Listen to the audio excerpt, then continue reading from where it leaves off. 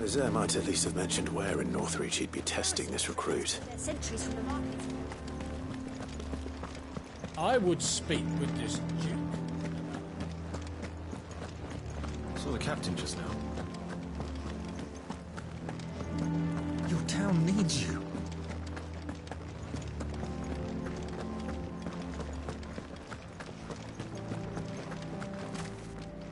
Do you have a moment, Clive? What is it? It's the Duke, unsurprisingly. His Eminence has assumed full control of the garrison and put every able-bodied man to work on the fortifications. The town was left all but unguarded, so Philippe was compelled to form a citizens' watch to fill the void. And though my dear boys have been characteristically willing to assist him in this, they want for bodies. So I was wondering if you would lend them your strength, that the people of Northreach might sleep easier, if only for a few nights. Of course. Whatever you need. Thank you, Clive. What would I do without you? Philippe told me he had men stationed at... Where can I find the mistress of this establishment? Here, my lady. To whom do I have the pleasure of speaking? My name is Sabine, and it is my displeasure to be the daughter of the Duke of Oriflamme, who I understand is causing you and your town no small amount of trouble. I wish to speak to you about what might be done. Very well. Let us speak. I trust you'll forgive me, Clive. Absolutely. Our conversation can wait. Please, proceed. As you know, my father is a most overbearing and supercilious man, and I join you in objecting to his every action. Indeed, I owe you my thanks for continuing to argue against his reckless plans. Yet I fear he is not one to be swayed by reason. No. He must be made to face the consequences of his actions. And who would make him do this? I would. Myself and several other like-minded individuals. Were you to join us, we would surely have the strength to drive him from Northreach for good. Does that not seem a trifle... drastic? Drastic action is precisely what is called for. Unless you are content to see your people downtrodden and dispossessed. My father would have it that citizens exist only to serve the Empire. That they should be forced to make every sacrifice to ensure her revival. But he is wrong. It is not the people who must serve the Empire, but the Empire who must serve her people. He's always been like this. Scornful of the opinions of anyone he judged beneath him. But he cannot be allowed to ride roughshod over the common folk any longer. We must fight him. By all possible means. Fight him? No. My purpose is to quell the tension in Northreach, not to stoke it. Respectfully, my lady. Our only chance of saving this town depends upon every one of us uniting against our common enemy. Your father and his followers included. While I understand your frustrations, I cling to the hope that he may yet be won round. False hope, I assure you. But I see that your mind is made up. I shall bother you no longer. If you will extend me the same courtesy, I bid you good day. She certainly has spirit. Indeed. But unfortunately for us, that spirit is only likely to harden the Duke's resolve, which may be enough to seal the fate of this town. Not that she cares. This is all about her and her father. Families. I'm sorry, where were we? Ah, yes. I was about to tell you of Philippe's plans for the town watch, but perhaps it's better that you heard them from him. I believe he's in the market, if you'd be so kind as to seek him out. Right away. It's just a pity I cannot join you. I'd like to see the two of you in action together.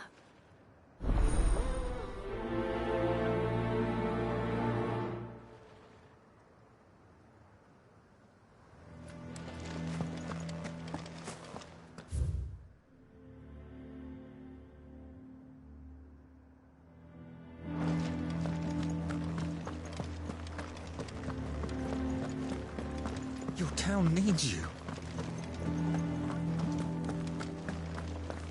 Saw the captain just now.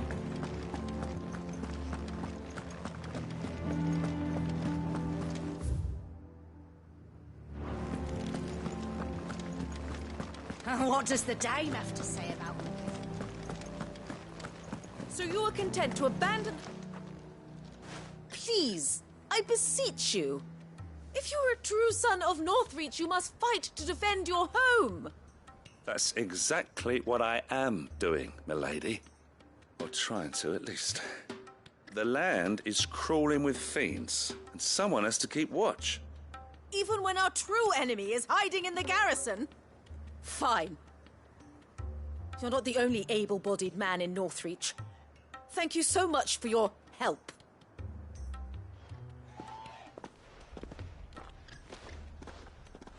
She cornered you too, then? Could hardly get a word in edgeways.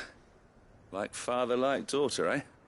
She made an uninvited appearance at the Vale earlier, hoping to convince the Dame to join her in fomenting rebellion.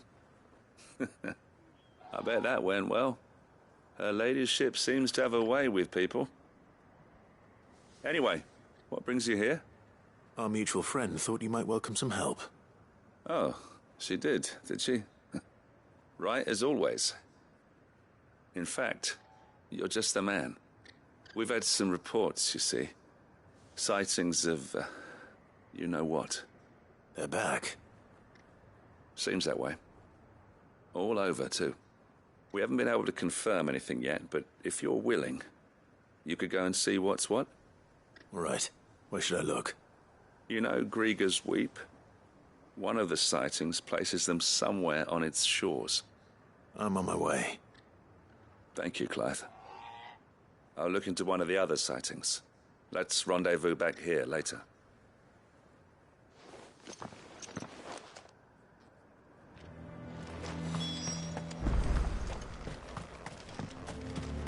He'd have our coin, our stock and our store. And we just... I'm nervous. Well met, Sid. This is the initiate. Ember, present yourself. At your service, Master. Please, just Sid. There are no masters here. Your life is your own. Oh, of course. Thank you, Sid. The sergeant says you'll be evaluating me at my trial. To become a scout, yes. You are aware of the dangers inherent in that role. I am. But I swore I'd face them. Just like the man who saved my life. And who would that be? Gav. It was him who found me and freed me. No magic, no support, just one man and his nose. Came and sniffed me out. It taught me what one man can do if he puts his mind to it. And I've been training ever since, so that one day I can be someone's saviour, just like Gav was mine. I'm sure he'd be flattered. You clearly have good intentions, Ember. And it sounds like you're under no illusions. Stick to this path and you'll make a fine cursebreaker. So, what? Have I passed? You haven't even started yet. Now listen.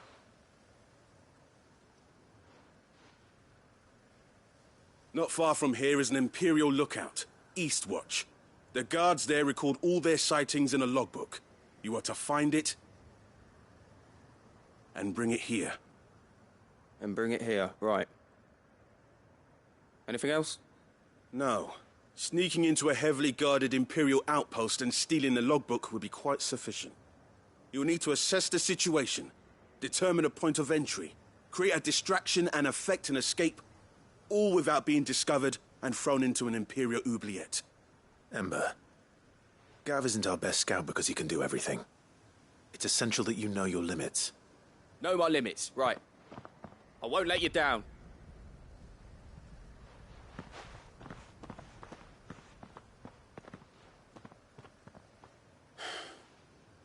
It shouldn't be as dangerous as I made out. But keep a weather eye on him all the same, would you? On my way. All right, Ember. Impress me.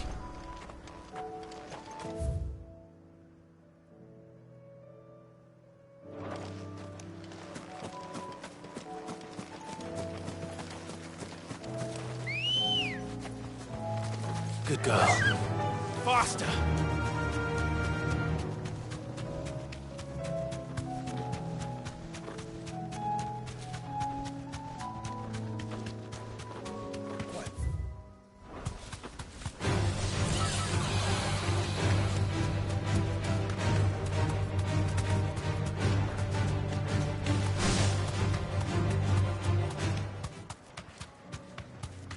These are clean kills. Perhaps young Emma really is or maybe not.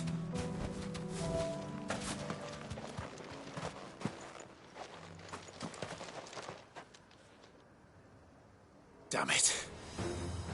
Ember, draw your sword! I can't! Then run! If you want him, you'll have to go through me. That's better.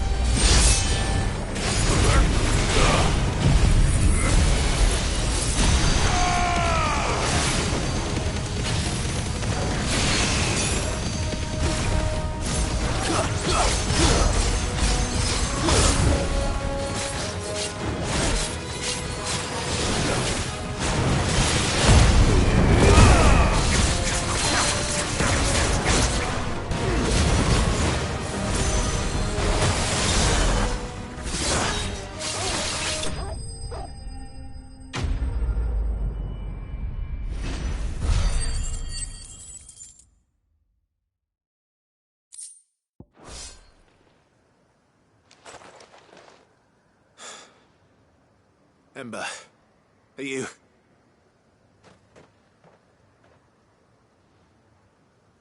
Gone. Of course. Scouts really are a rare breed. Back to Northreach it is, then.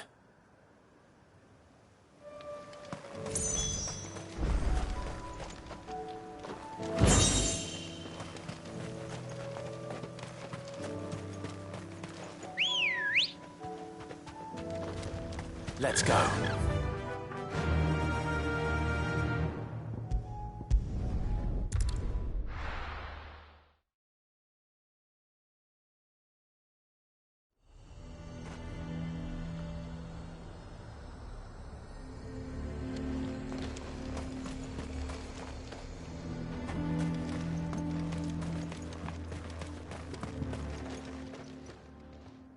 I didn't expect you back so soon.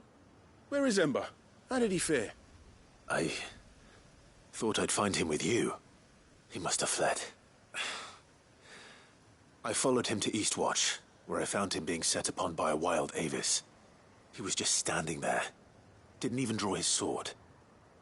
I had to step in and take care of things. But by the time I had, he was nowhere to be seen. I assumed he'd set off in your direction, but apparently not. I'm sorry, Sid.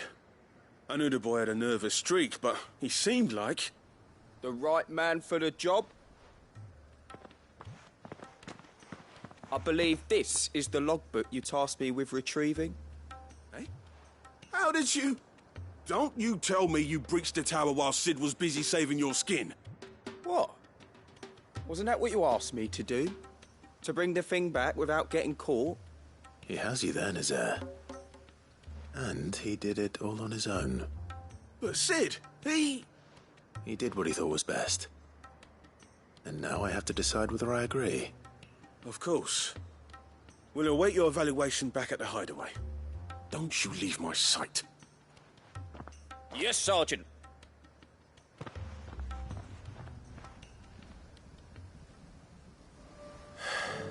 This won't be an easy decision.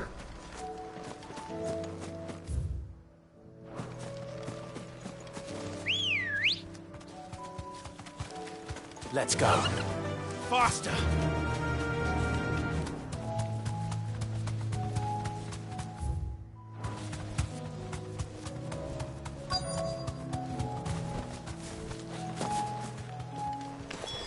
Damn it. The reports were true. I need to stop them before they get to the town.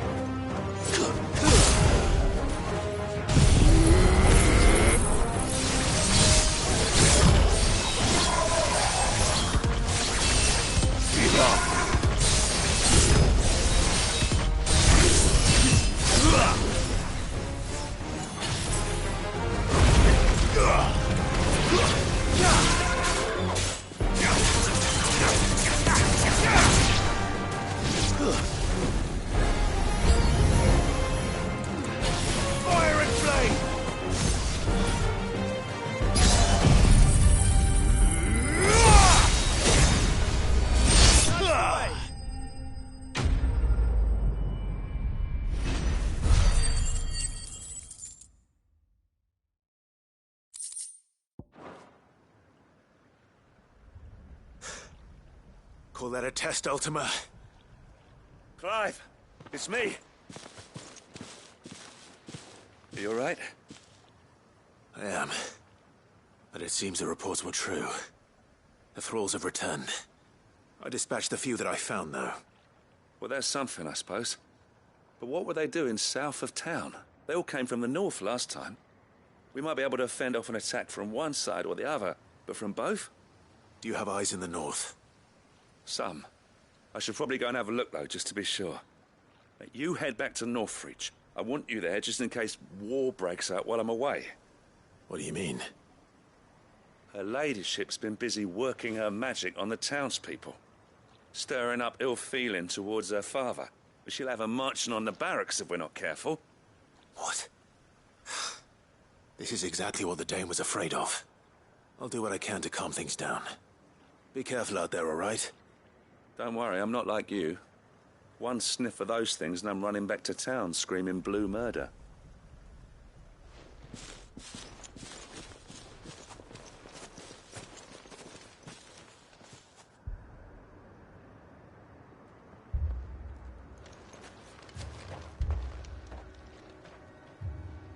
Do you not see, Father?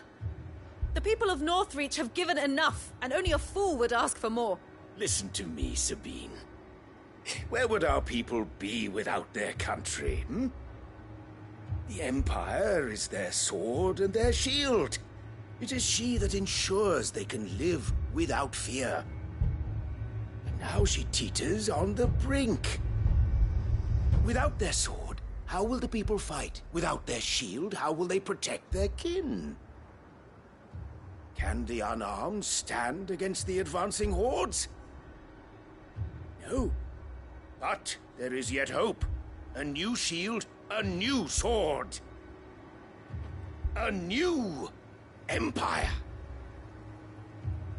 We can rebuild Sandbreck, just as Great Grieger wills it. Perhaps we could, Father. But we don't want to. Not if it is built on the broken backs of the people. Please, let us not quarrel in the street. You must see that no good will come of this.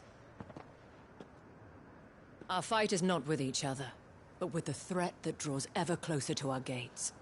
A threat that your sword has yet to rid us of, Your Eminence. You will hold your tongue, whore! You may have filled my daughter's head with your heresy, but I will not be corrupted. Corrupted? Your daughter's opinions are her own, as you would know if you had ever deigned to listen to her. At least I hope they are your opinions, and not posturing born of a family feud. Northreach deserves better than that. Northreach deserves better than you, Carla. Yes, I know who you are.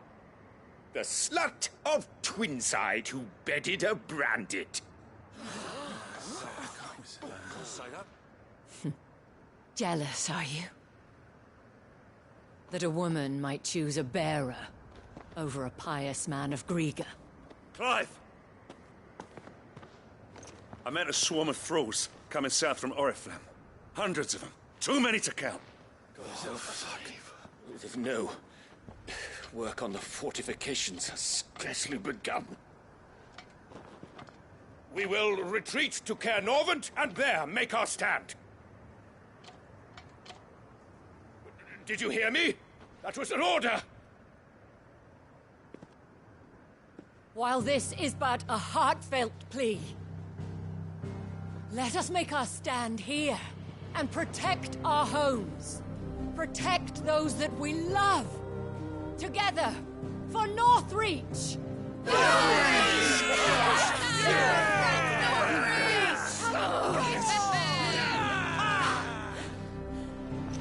You heard the dame. What are we waiting for? Pikemen to the gates. Archers to the roofs. Quickly, come on!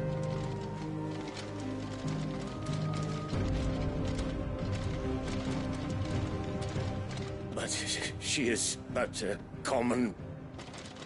whore, yes. And we'd follow her to the gates of hell.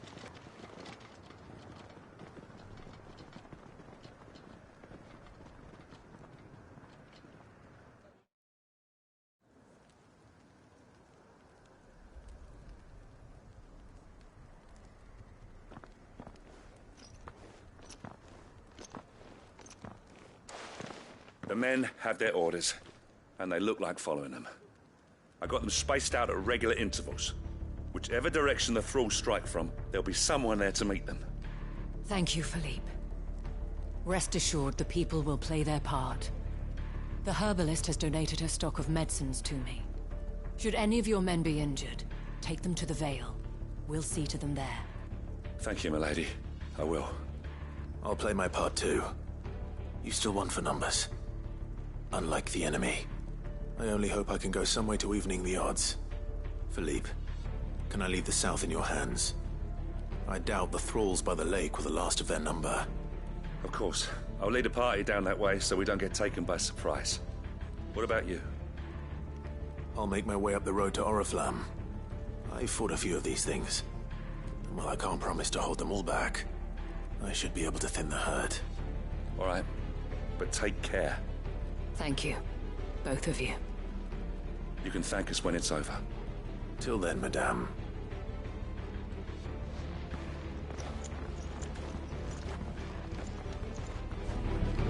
When the fighting begins.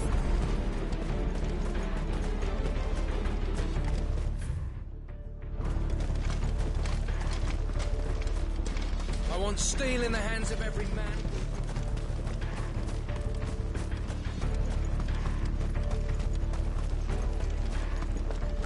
If any get by, you can trust we'll be here to meet them head on.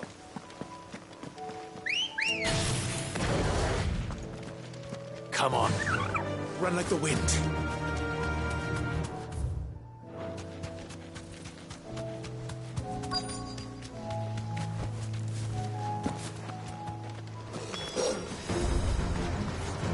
There are so many of them. Not for long.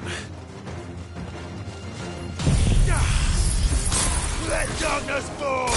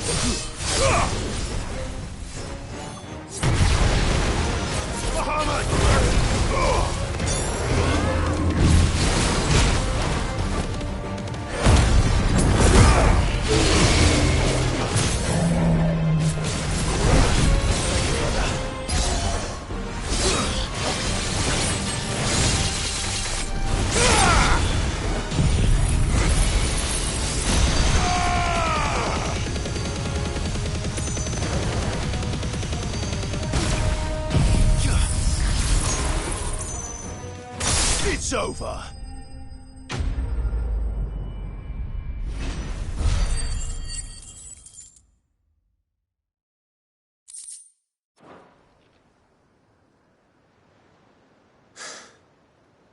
That looks to be the last of them. I wonder how the others fared. Better hurry back to town. Come on, Torgal.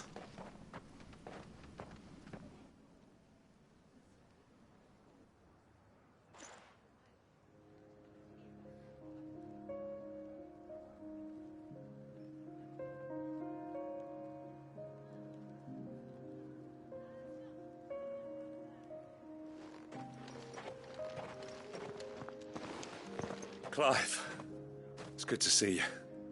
And you. The road to Oriflamme is clear.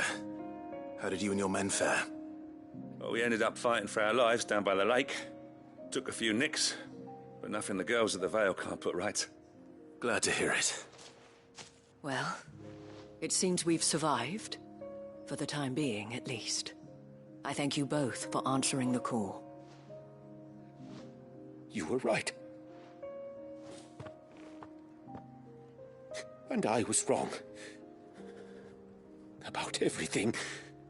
I had thought that the only way to unite the people was under the banner of Empire. That without a strong hand to guide them, they would drift apart. To be borne hither and yon by the eddying currents of fate. But you brought them together. Not by force, nor by the exercise of goddess-given authority,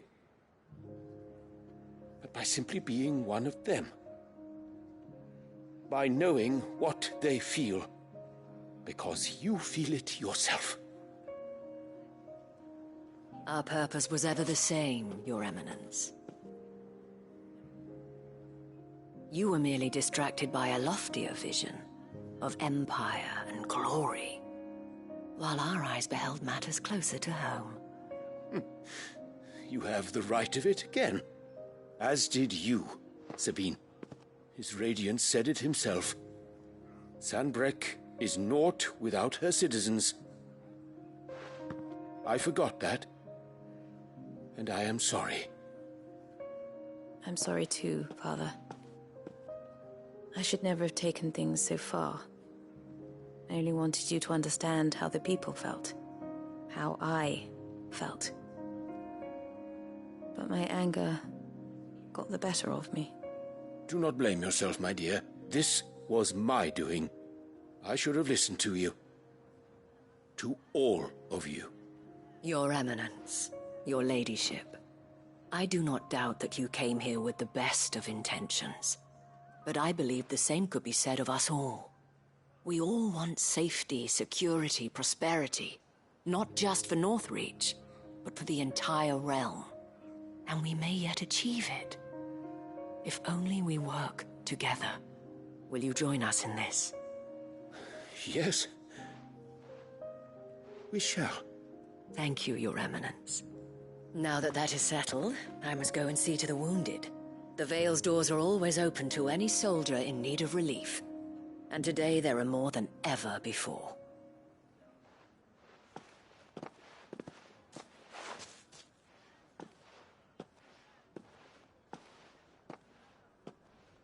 Madame Isabel is a rare soul indeed.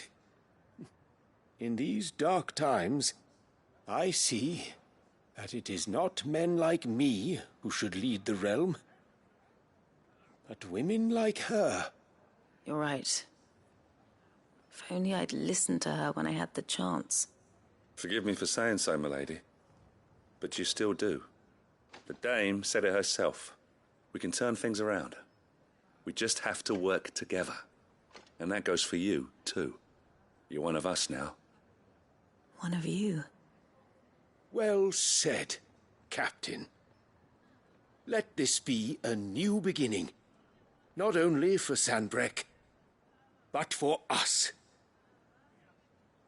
Well, since there's nothing more to be done here, I should see if Isabel needs any help moving the wounded.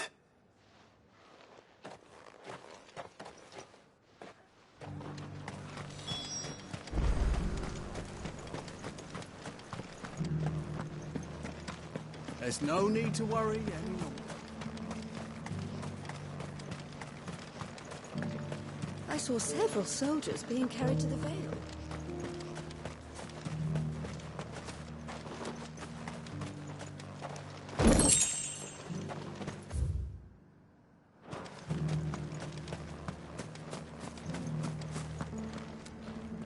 How goes the treatment of the wounded? I'd be happy to man one end of a stretcher if it would help. You've helped quite enough for one day, Clive. Thank you. Don't mention it. Oh, but I must. After all you've done for this town, it is the very least you deserve. Tell me, if Northreach had fallen, what would you have done? A woman of your means could find a home anywhere in the realm, but I sense you would rather have died here. It's a long story. For you, madame, I have all the time in the world.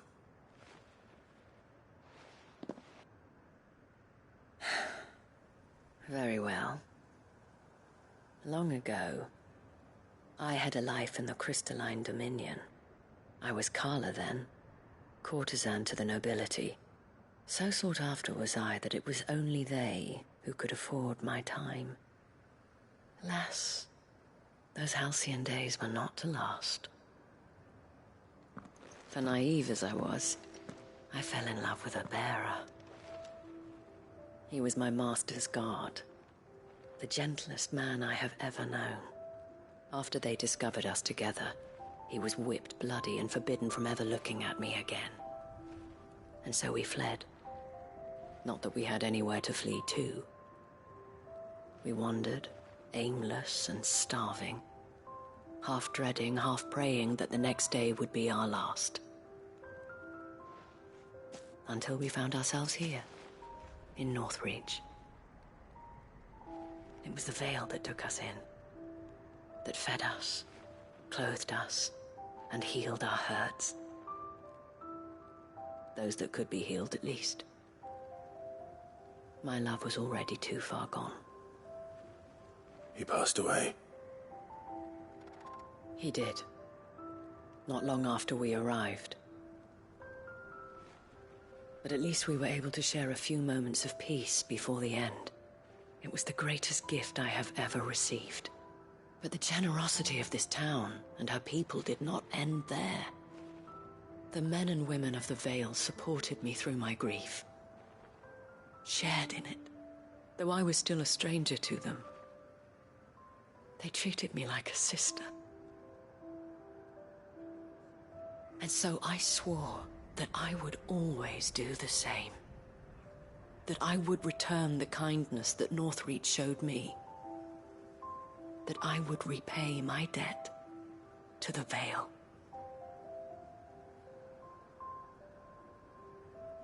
Thank you, Isabel, for sharing this with me.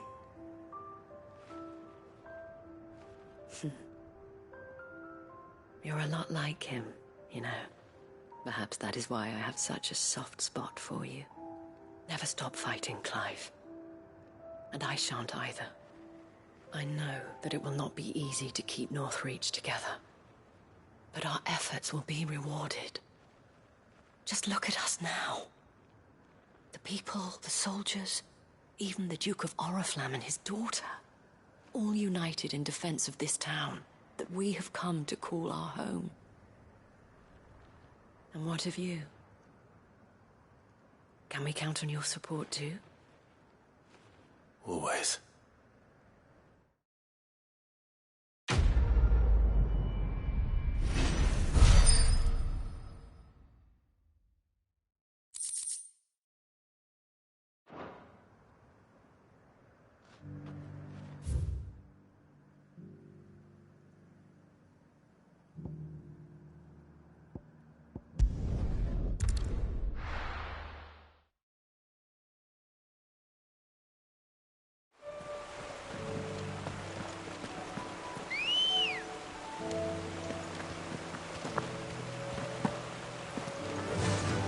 Run like the wind.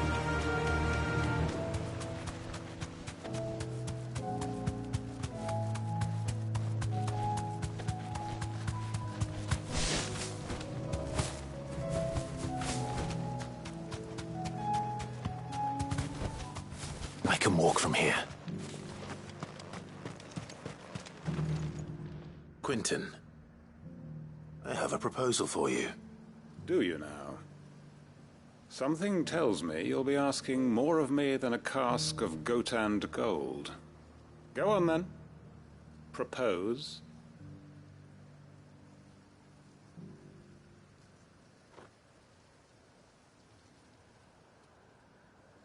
You'd have me convince the chiefs and chamberlains of the realm that they should simply swallow their pride and do the one thing that has proved impossible for thousands of years. Was there anything else? Perhaps I can fetch you a meat pie as well. I know it's a lot to ask, but I can think of none better suited to the role. And you'd have me give up what little I have left to do it. I told you, Clive. The people of Lostwing are my family, and I cannot abandon them. You'll have to find someone else. I'm sorry to hear that. So am I. And why might that be? What he's asking. How's it any different to what you've done so far? They want you to speak for those who can't speak for themselves. That's what you do best. If it's the vineyard you're worried about, we'll see that the grapes are picked and the tons filled. You know we will. It's not that. Then what is it? You said yourself we're family. Don't you trust us? You know that's not what I'm... Then what are you saying? That only we are worth saving? Why turn your back on everyone else? You convinced us we could build new lives for ourselves, and if you can do that, who's to say you couldn't convince the entire realm? A stirring argument. I fear that any rejoinder I make might fall somewhat flat by comparison. So you'll join us? Where do you need me? Field Marshal Havel will want to speak with you in person. He's currently in Port Isolde. I can arrange for a party of Cursebreakers to accompany you there. That would be very much appreciated. I hear the roads are far from safe these days. Hopefully not for long. My uncle will want to know that his plan is taking shape.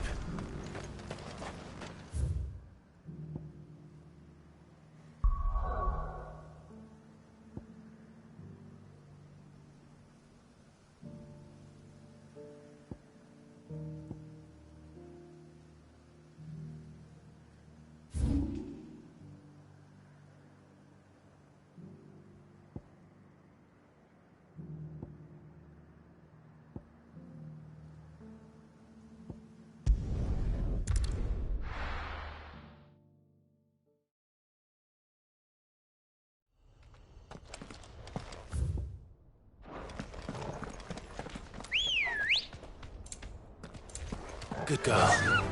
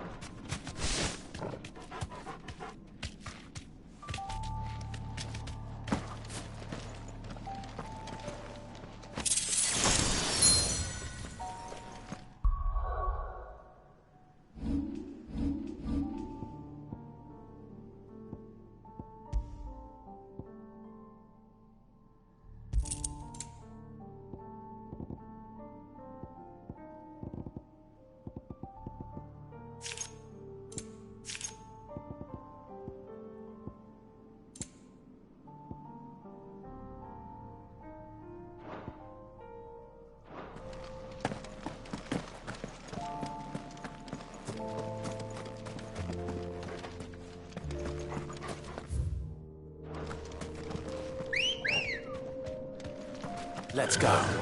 Yeah!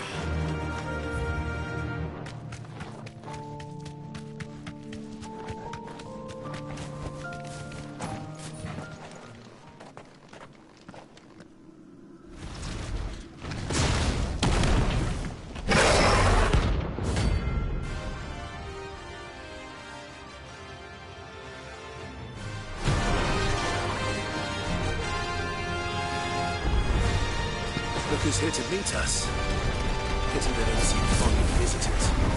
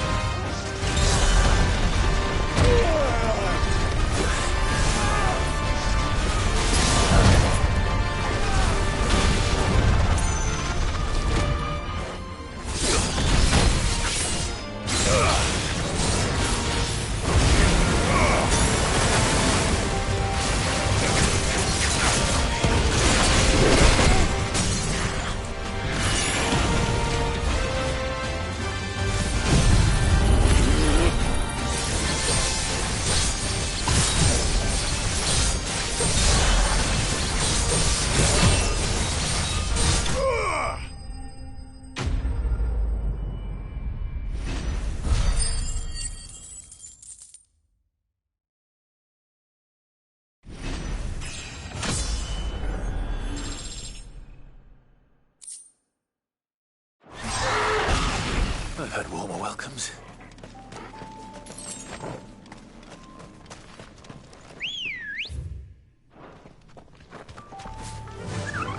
Faster!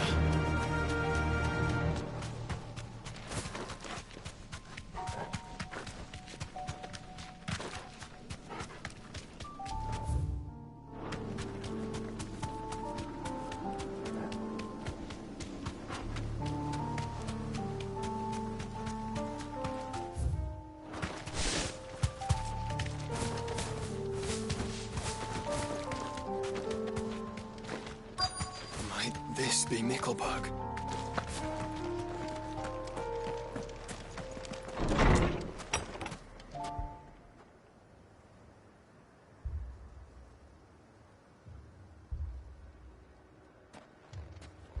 These people aren't turned. And the village seems safe enough, at least.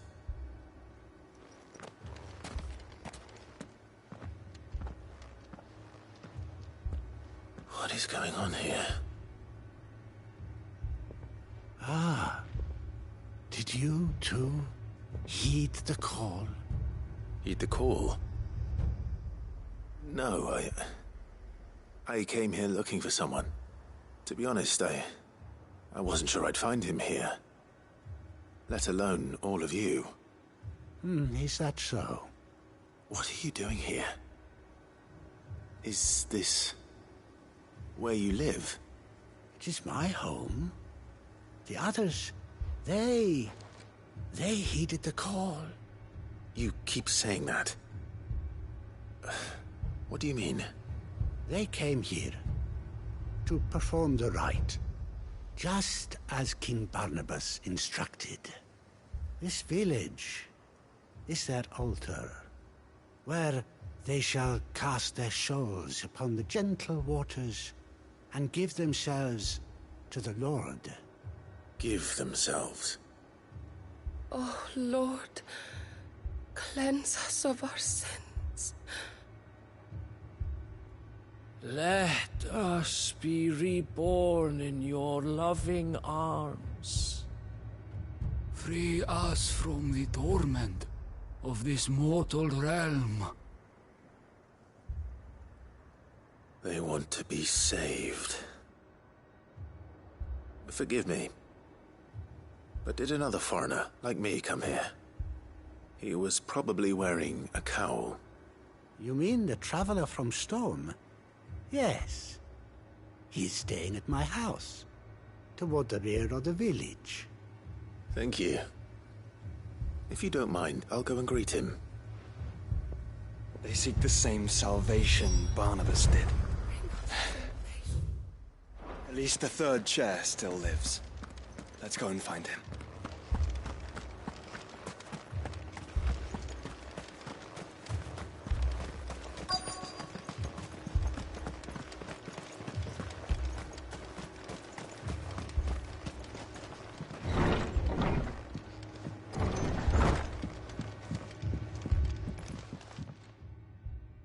Excuse me.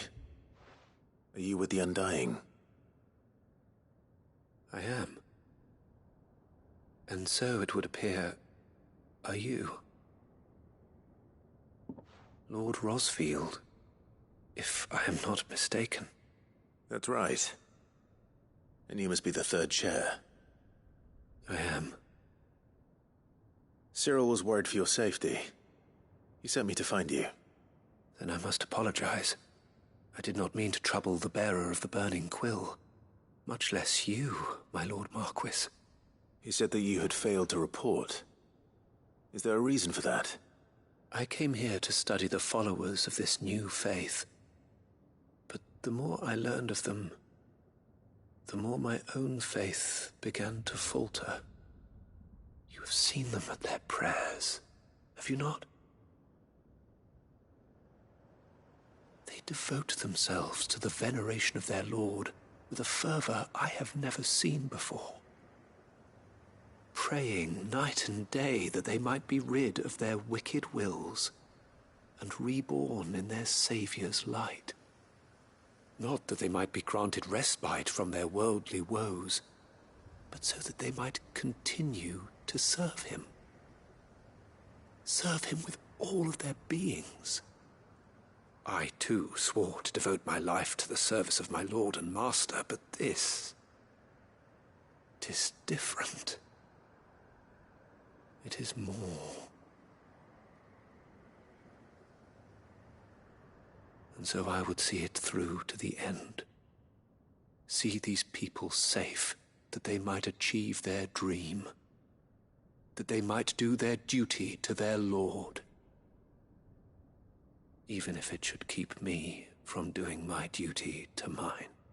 You do understand what their dream is, don't you? I do, my lord. They would cast aside their wills and become a Kashik. I know that it may be hard to believe, but to these people, That is the very essence of salvation. Forgive me, my lord, but I must remain here. If you are to return to Master Cyril, I would consider it a great... Did you hear that, my lord? Something is happening. I'll go and find out what. Stay here.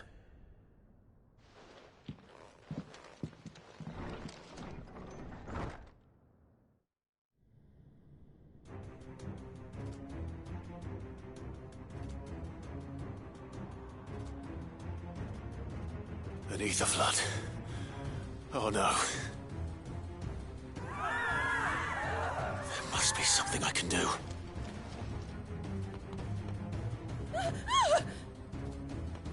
Echoes as well. Found her. Ready, brother?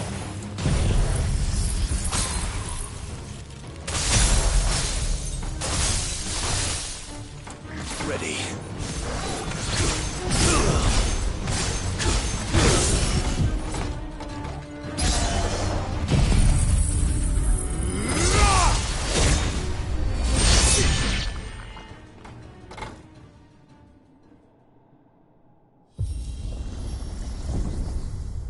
What now?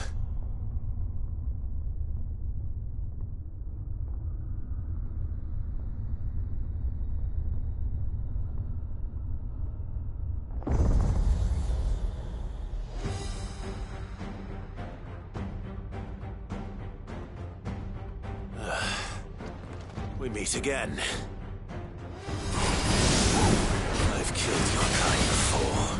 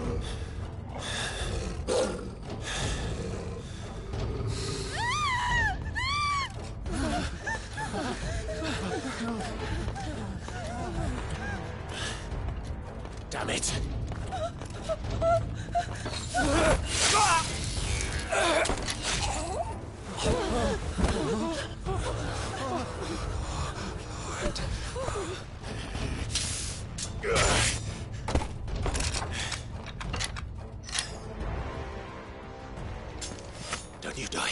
Come on, speak to me. I had to save them, that they might have a chance to find true salvation. By devoting themselves to the service of their Lord. Just as I did, when the Undying plucked me from the gutter and gave me a cause to believe in. A duty to serve was everything to me, and I would not deny them that fulfillment, even if they must become a Kashik in order to achieve it. Forgive me, my Lord Marquis. I did not mean to trouble you with this. My findings. Could you deliver them to Master Cyril for me? Of course. Your duty will be done.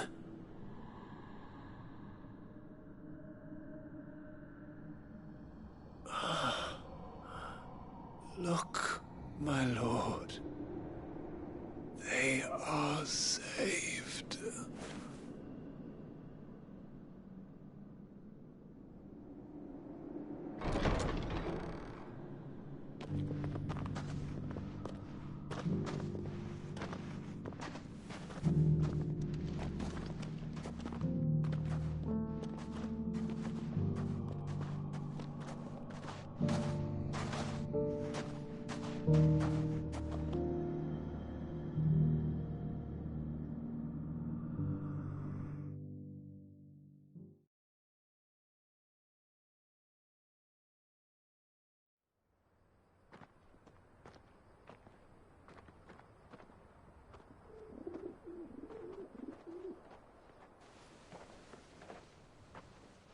They are saved. Founder. I should get this report to Cyril.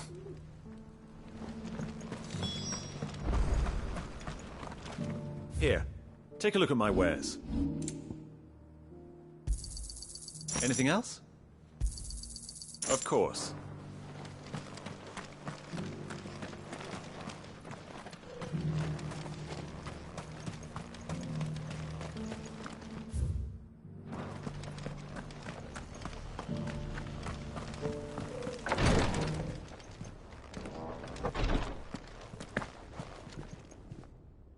My Lord Marquis, welcome back. I am glad to see you hale and whole. I met with your third chair, Cyril. He bade me deliver his findings to you.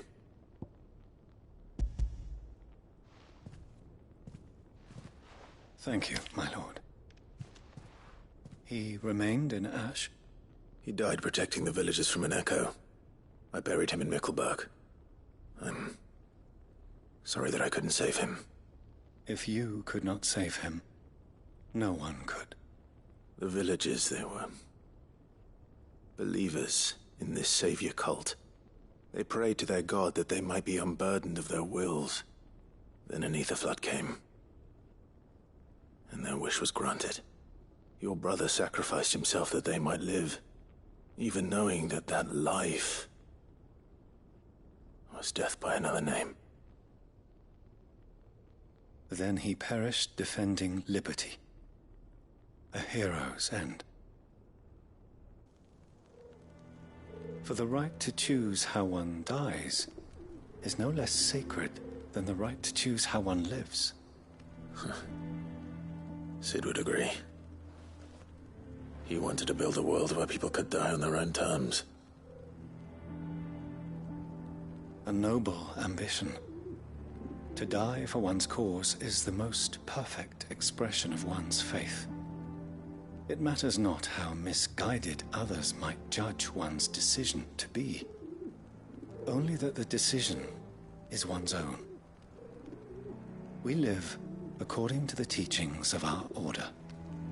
We believe in them, we protect them, and yes, we die for them. For better or worse, that is our creed.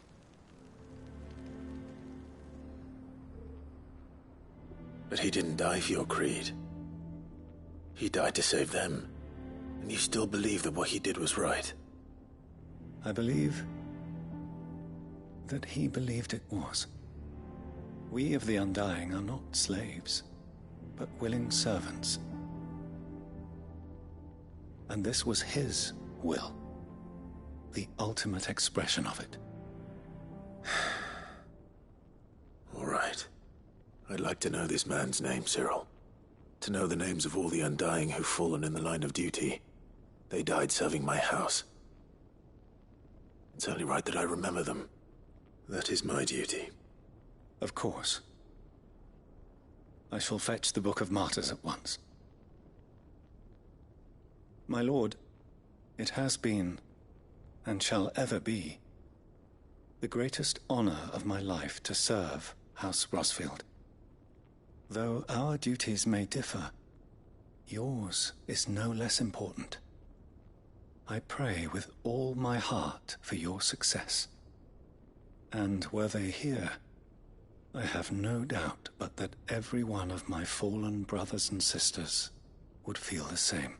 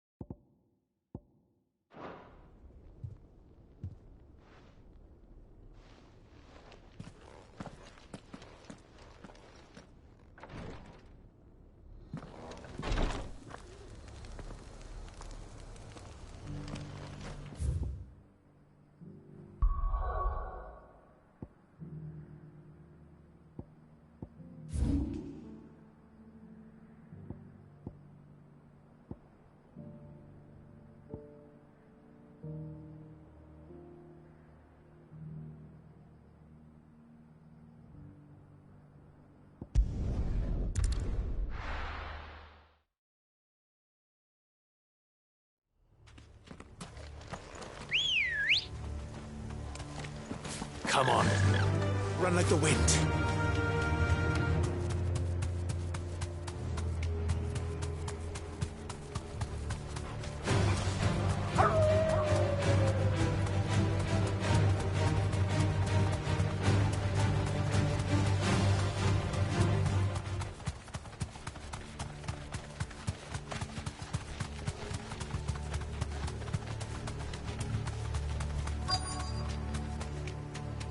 The entire village looks abandoned.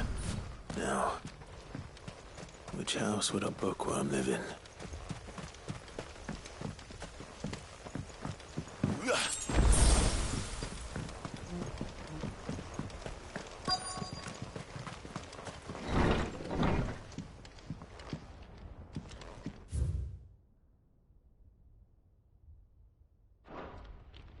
This is a Royal Army logbook. Did he take this from the local barracks?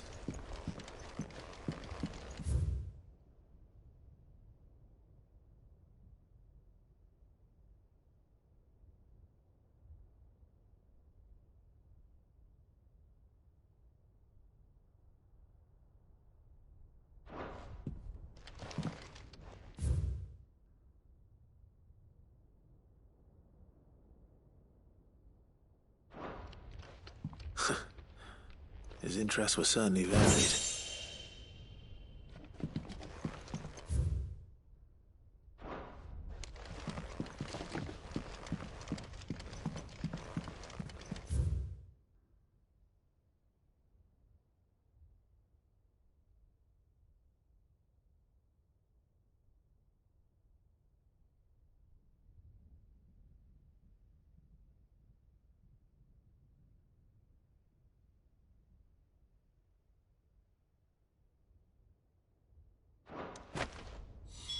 This is it. But if what it says is true, I need to get this back to the hideaway.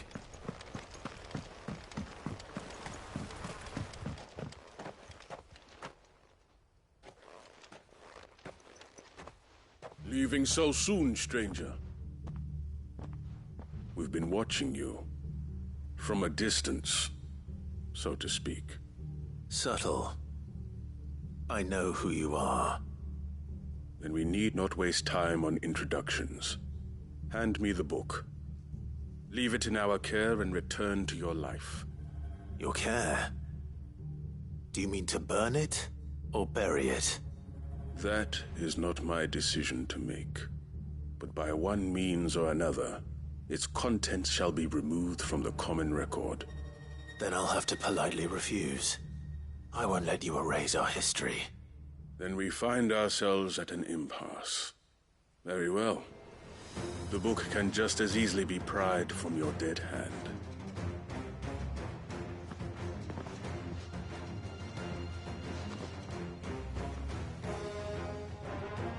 Let's see, shall we?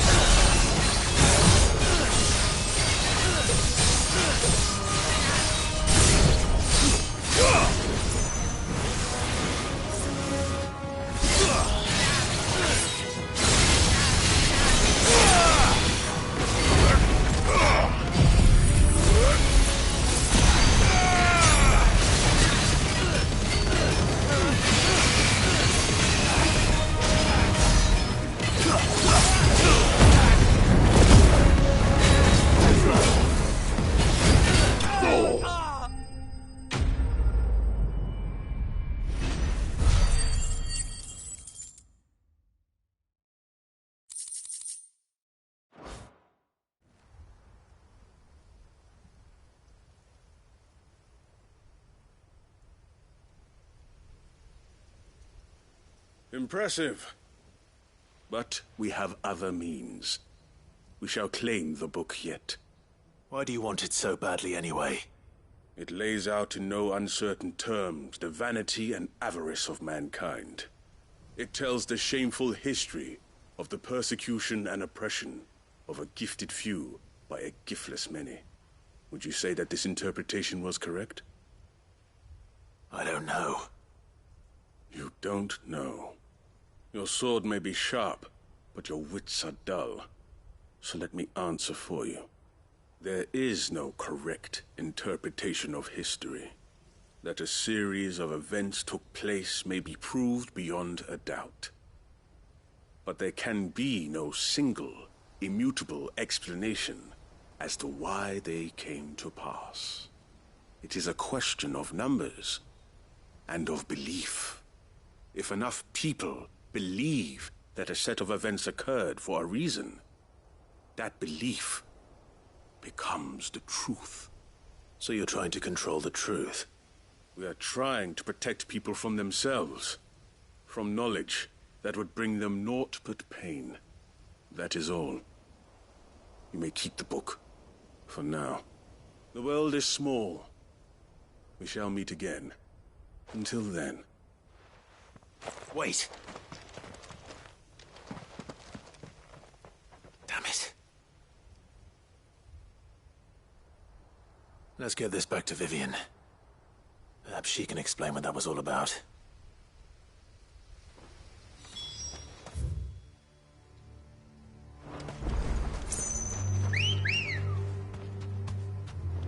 Let's go. Fly, Ambrosia.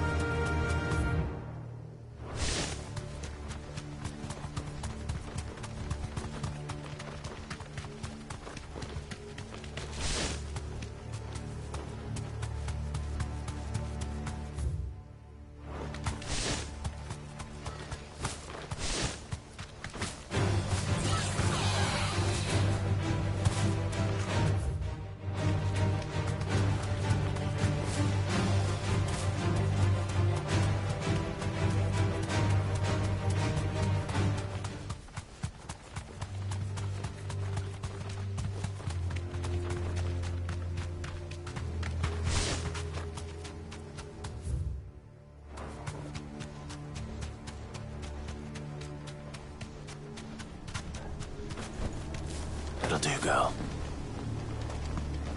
This must be the orphanage. Hopefully the registry is still here.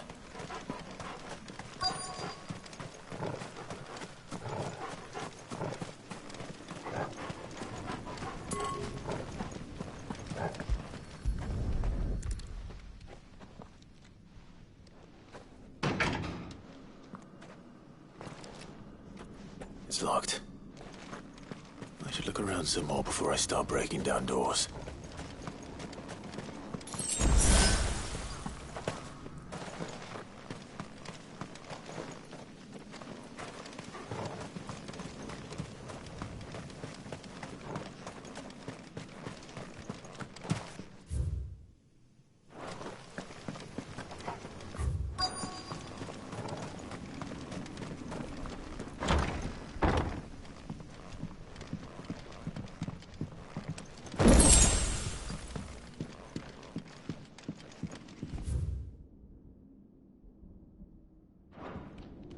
Conditioning.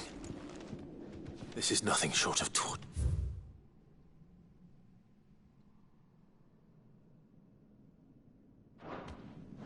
Disposed of. Herman wasn't exaggerating. It's a wonder he survived this place. I need to find that registry.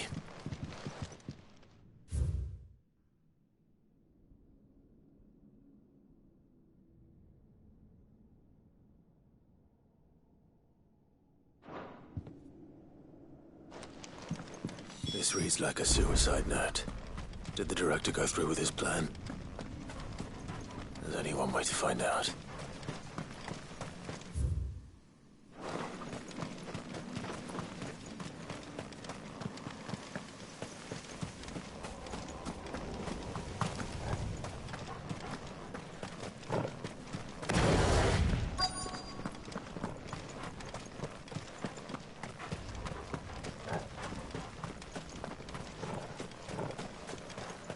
Forked white tree. This must be the place.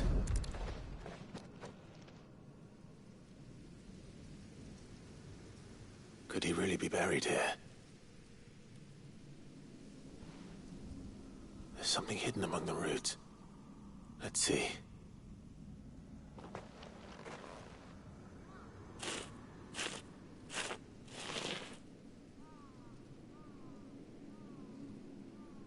This must be the registry.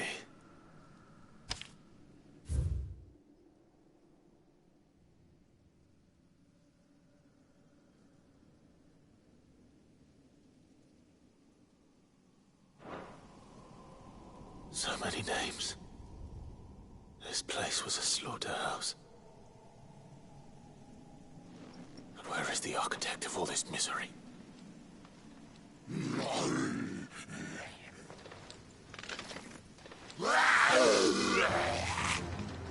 It was only a matter of time, I suppose. This place is cursed.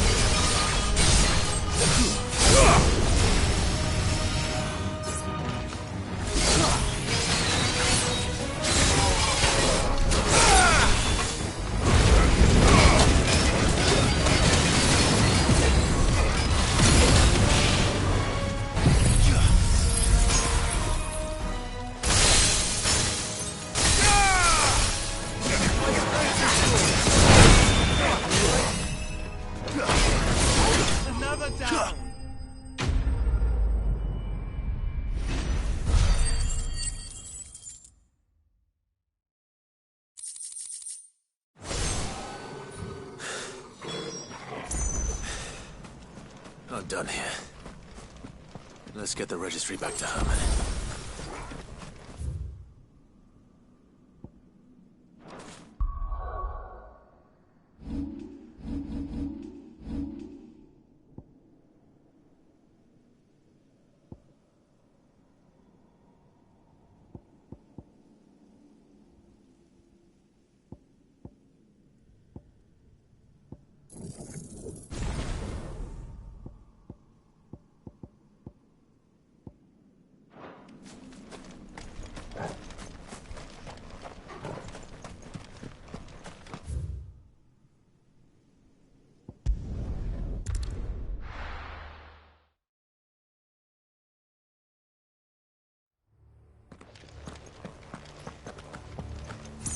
Doris is waiting for me near Balmung Dock.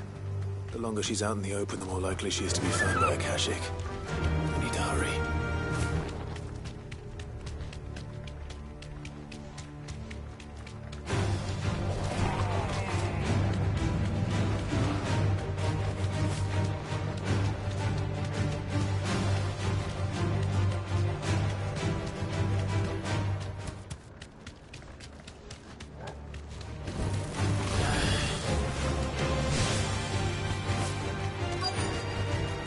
I can walk from here. Fire and flame!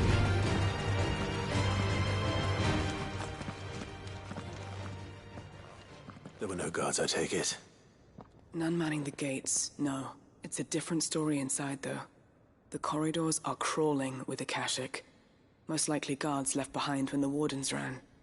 If Chadwick was being held here, I worry that he may already be. Don't give up hope just yet, but let's move quickly. Let me check the ground floor. The ether stick is there. Then I'll search the upper level. Good luck, Sid. Stay safe.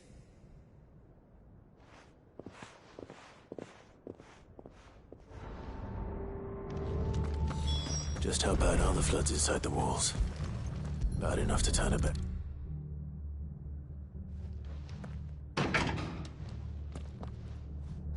Locked up tight.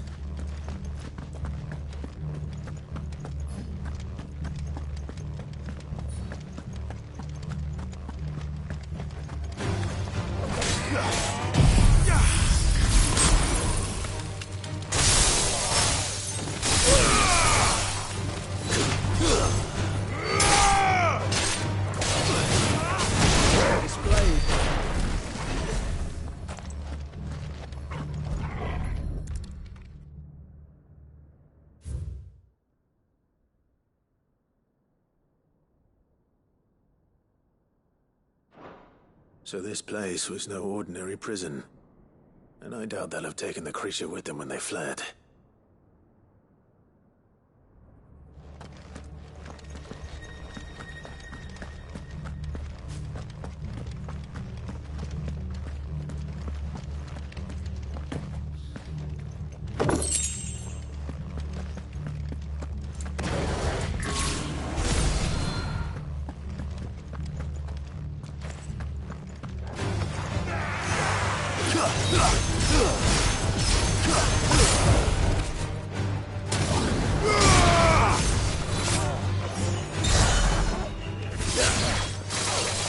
Finished.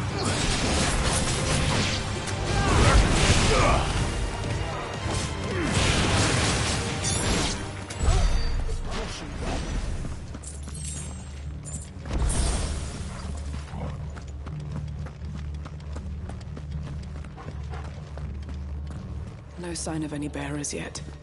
I hope you have better luck downstairs. Have care. Quiet.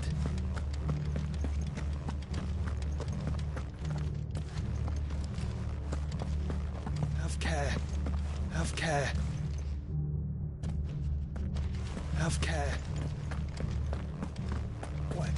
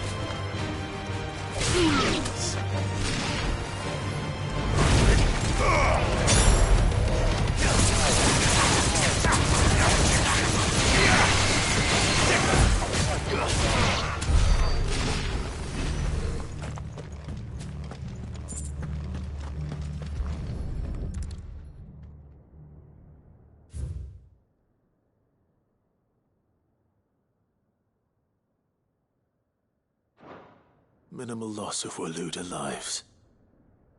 And what happens when they run out of bearers? Even the Imperials take better care of their branded than that.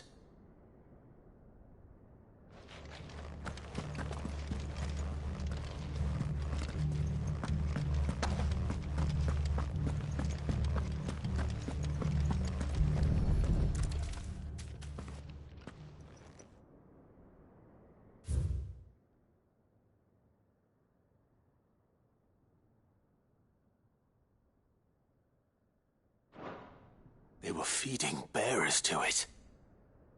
This is even worse than I'd feared. Nothing but a caching down here. Hopefully things are looking better upstairs. I should go and see how Doris is getting on.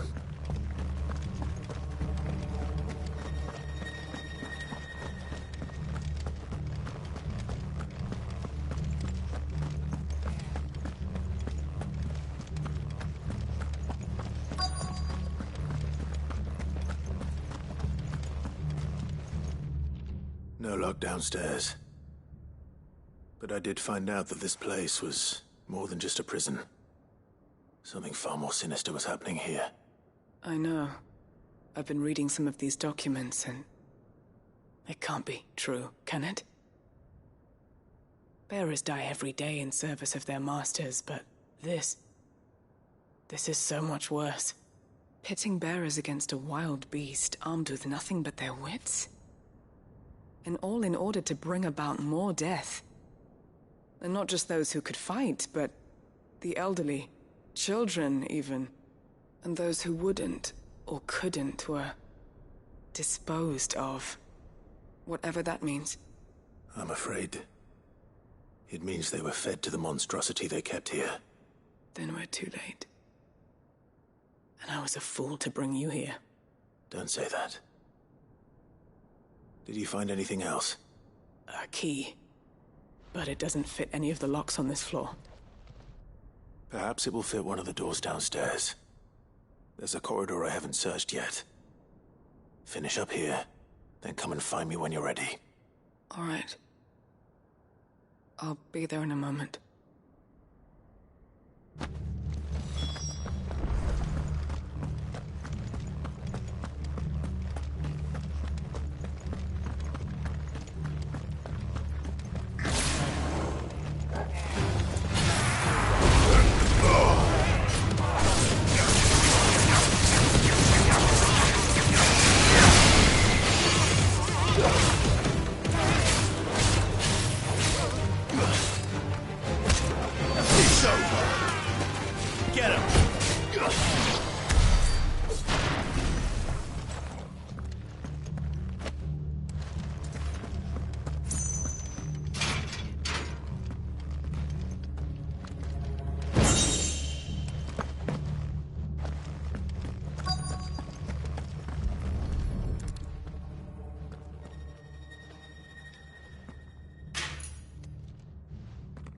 Let's see what we can find down here.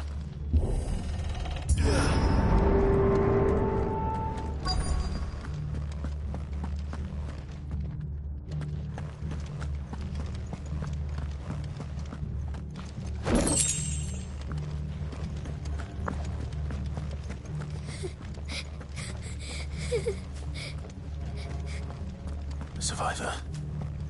And she sounds close.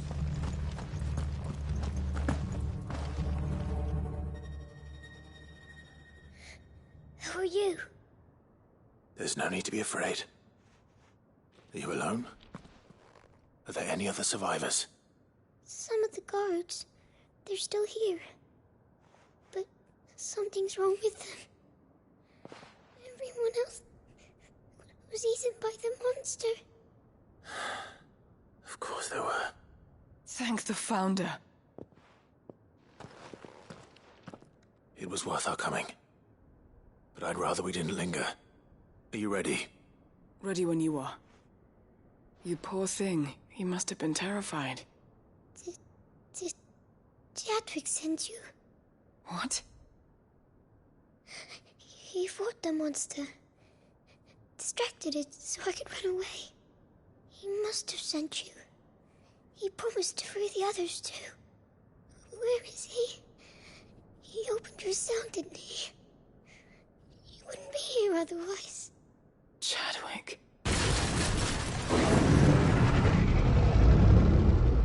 Was that?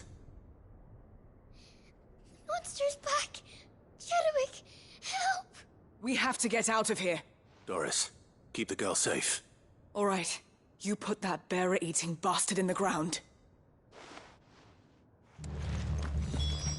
It's out there waiting for me. I can't let it live.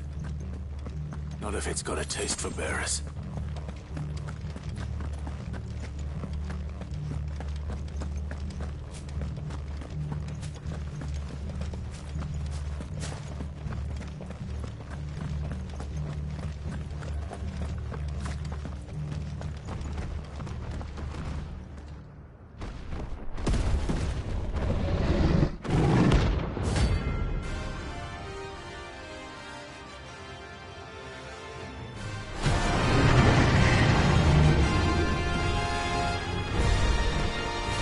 Will wreak havoc if it ever leaves the prison. I can't let that happen.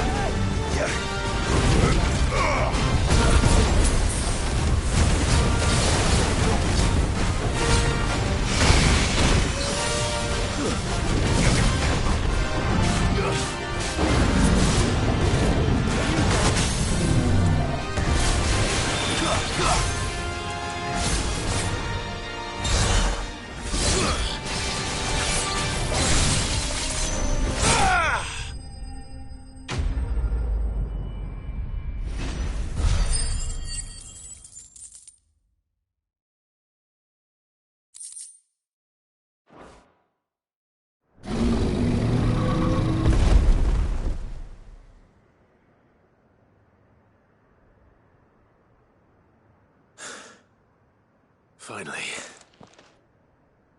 Sid, are you hurt? I'm fine. I think.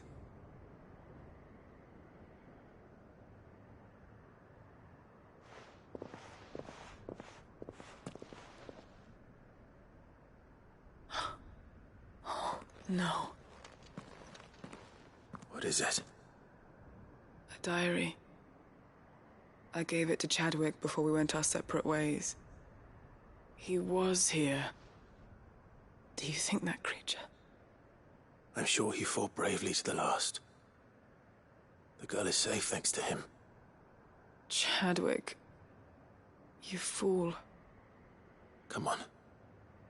We have to get her back to the hideaway. We don't want his sacrifice to have been in vain. No. Of course not. I'll see that she's looked after from now on. It's the least I can do.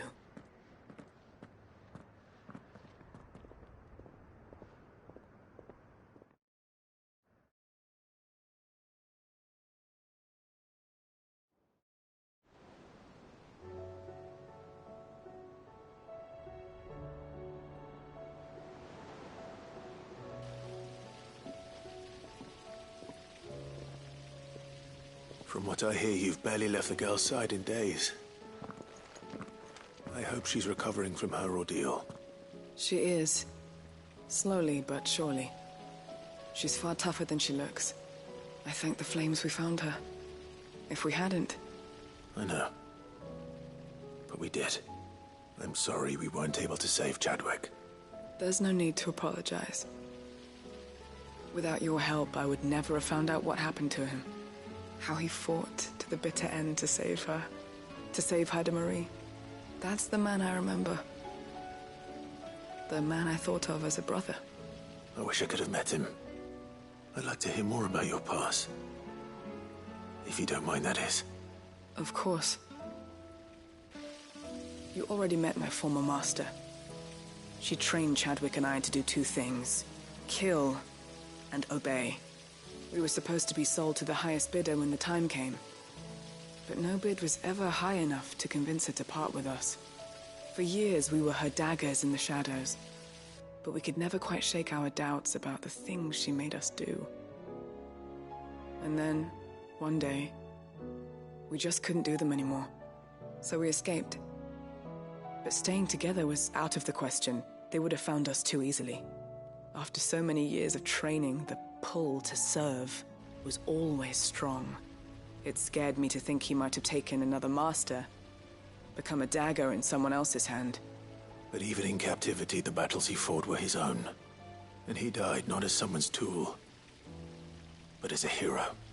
Haida Marie is proof of that. Bearers can cast off their shackles. And the Cursebreakers will show them how. I'll fight until my dying breath to see it done. For Chadwick, and for all of us. Thank you, Doris. We'll be counting on you.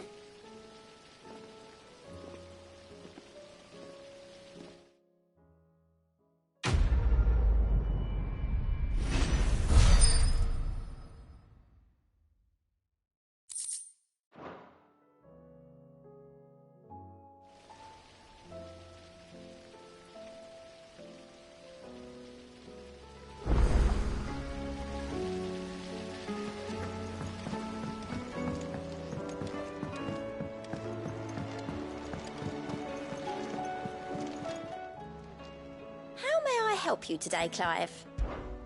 Is everything we've received and everything promised? Here you are.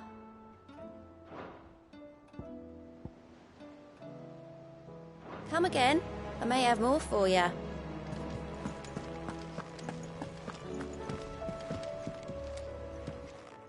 Vivian. I found it. The book you lost.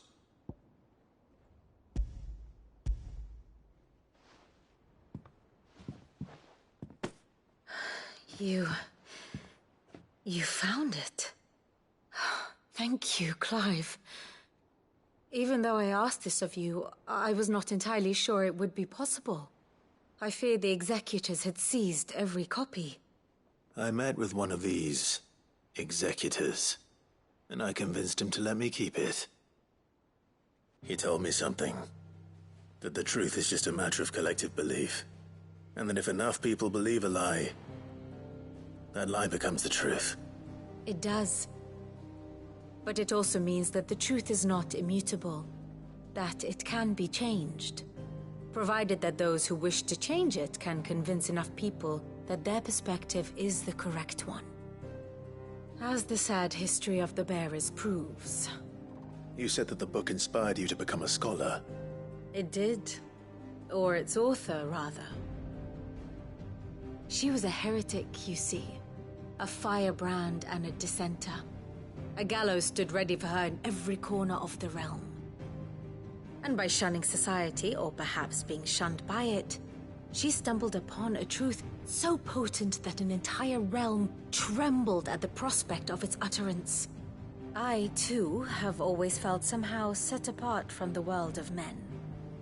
A stranger to my own species.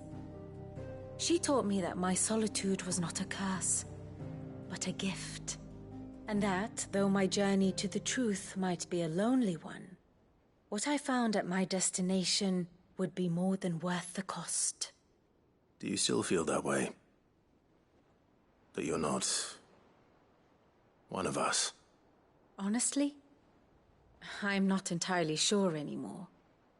Since coming to the hideaway, I find my thinking somewhat clouded. Perhaps the result of studying mankind from a rather closer perspective than I had intended. But the more I study, the more I find value in this perspective. In looking not from the outside, but from within.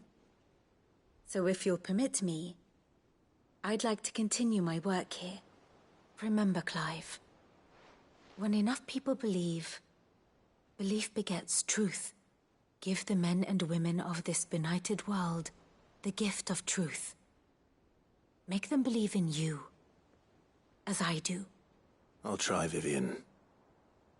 I'll try.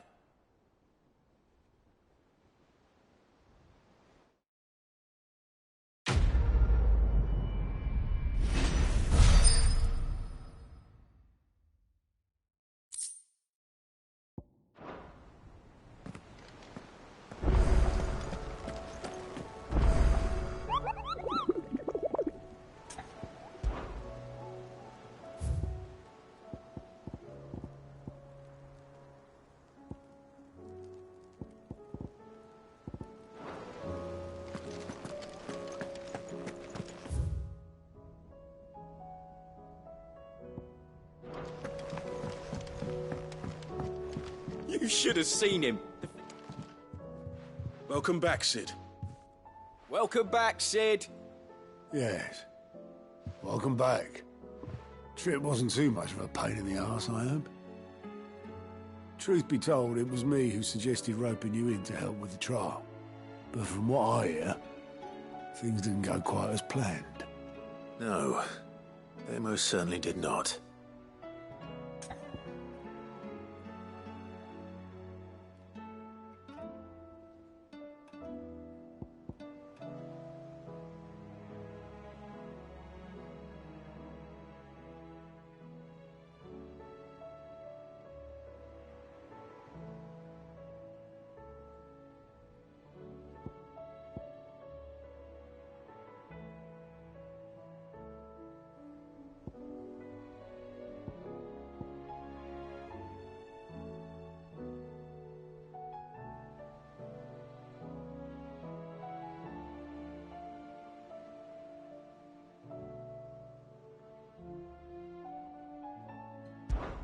When faced with an unexpected foe, Ember froze. He did not run. He did not fight. Had I not been there, he would be dead. It would be too great a risk to send him out on a mission alone.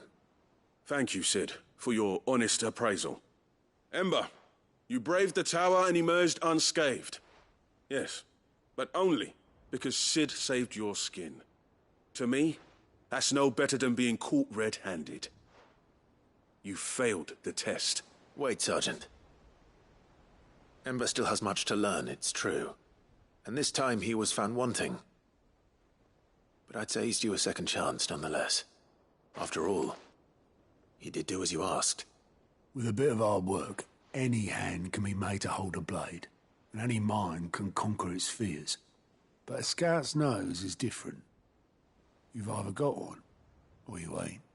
And by sniffing out that log, young Ember here has shown he has a conch and a half.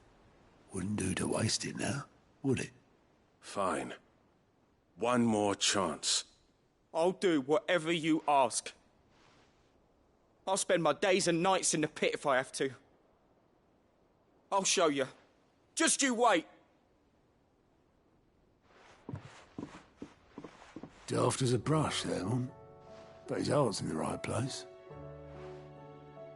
Just like someone else we know. And if you ask me, we've been leaning on him for far too long. That time the curse breakers took some of the weight off his shoulders, I reckon. It couldn't hurt. Just don't tell Gav I said so, will you? I won't have him thinking he's been hard done by. Next thing you know, he'll be asking for a day off. Chance would be a fine thing. Back to work. Forgive me, Sid. This did not play out as I expected. Things really do these days. But that's why we need men like Ember more than ever. Men who can make the best out of a bad situation. Remember that. I will, Sid. Thank you.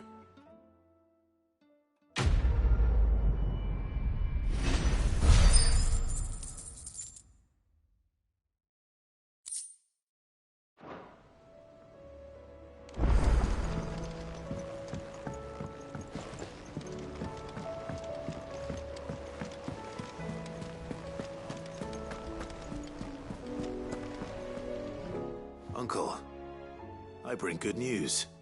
The Field Marshal has agreed to your plan. Ha! Of course he has. I didn't doubt you for a moment, dear boy. Rutherford is accompanying him back to your manor in Porter's Alder as we speak. They will await your return there. As will one other. One other? Who, exactly? Lord Havel was concerned that even if he could get the realm's armies to agree to an accord, he might not be as successful in convincing those with political power. He asked if I might have a solution, and I suggested a certain Imperial Lord Magistrate turned Liberator. One of your co-conspirators? Master Quinton would probably call me one of his, but yes. Another outlaw, then. Just the thing we need to put these rotten politicos in their places. Good thinking, Clive. I'm glad you approve. The more the merrier, eh? Uncle, assuming Havel and Quinton can solve our problem with the armies, you still haven't mentioned how we might manage the grain shortages. Oh, don't you worry, my boy. The 7 high houses will be seeing to that. They have all agreed to make the most generous of donations. Oh, of course, it did take a little persuasion. But luckily I had some unexpected help. From who? Why, you, my boy. Rumor has it that you rescued the Lady Ariane's head steward Rockford from a horde of bloodthirsty bandits. It was more of a handful. Well, the old battle-axe was so pleased. She had a shipload of talents delivered to my private docks by the next new moon. And when the other houses saw the parsimonious old crone's purse strings finally loosen, they as good as tripped over themselves in the rush to follow suit. I'm happy to hear it. Now, I must be getting back to the manor. Join us there at your earliest convenience, would you? Of course, Uncle.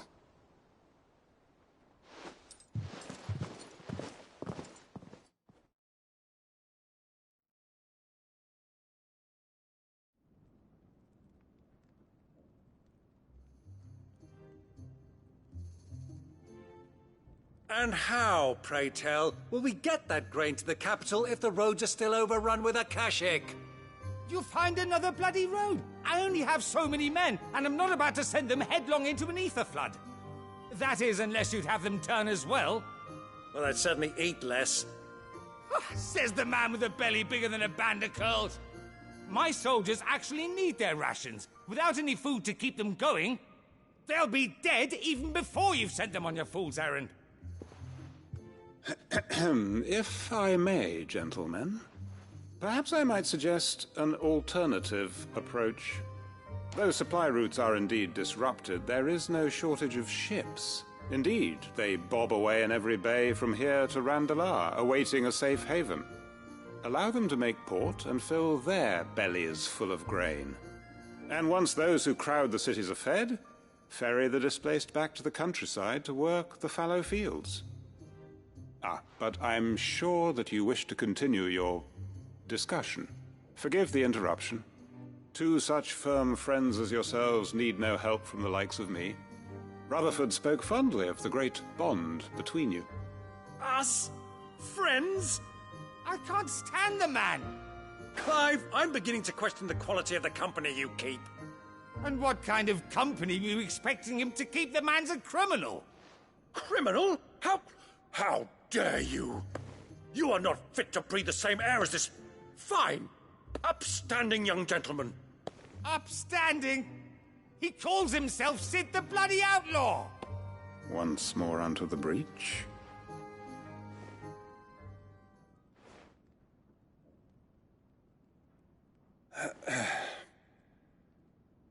Shall we begin again? What we seek here is not to create a new nation, nor to claim the thrones of those that already exist. We wish simply to bring stability to the realm that mankind might weather the current storm.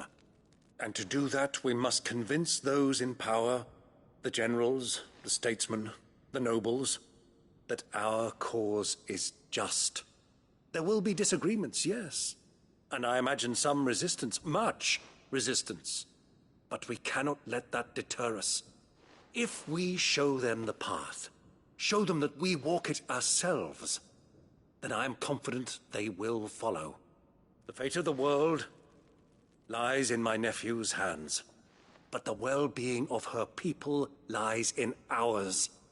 And we must not squander the chance that Clive has given us. Uncle Byron, Now, with that settled, let's move on to the signing of the Accord. For what great moment in history hasn't been accompanied by a little ceremony?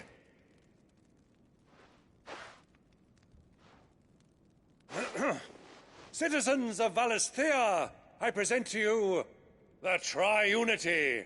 Rutherford, Mike Will.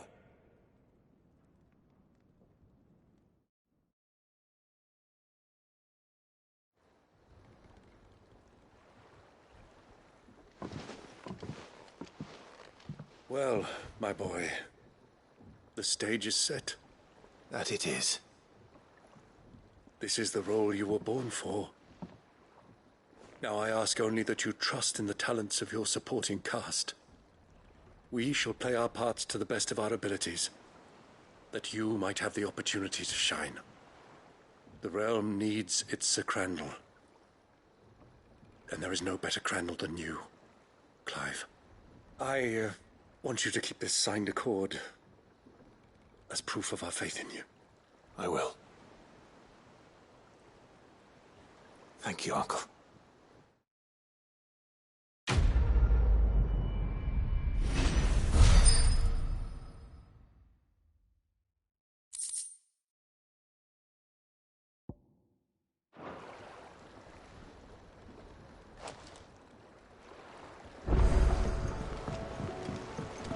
What do you think that thing is?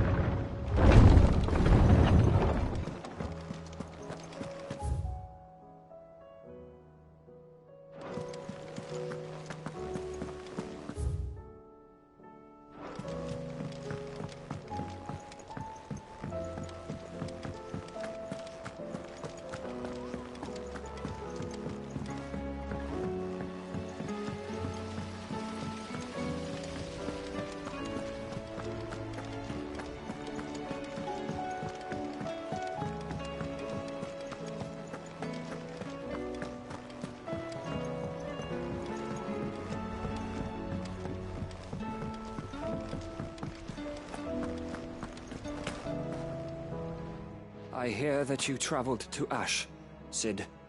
Did you by any chance recover the names of my fallen friends? I did. Yes.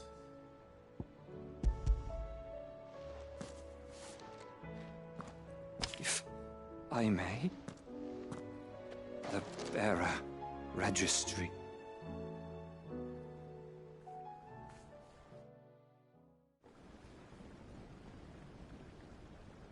The director was a brutal man. He got no worse than he deserved. The registry was all I found beneath the tree. There was no sign of a body. or any record of what happened to the children after the orphanage closed. I pray that at least some of them survived. All their names are here. The ones we lost. My friends.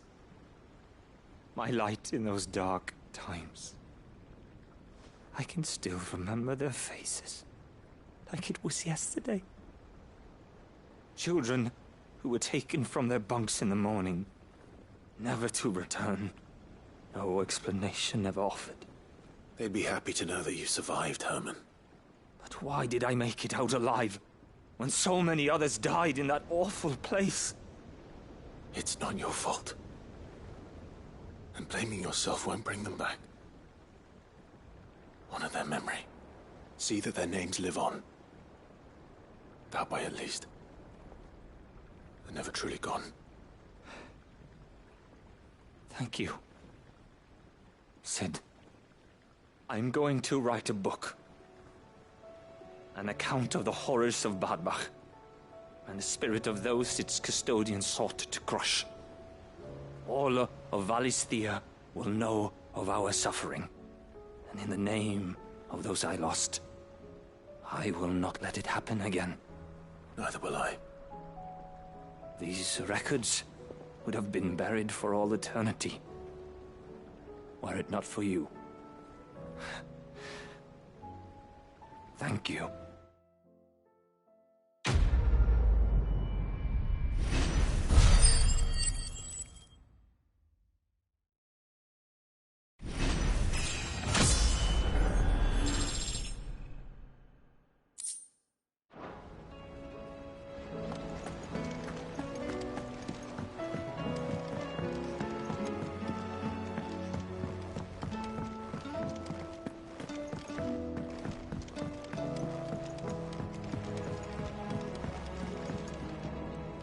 Mid, tell me this is all you need.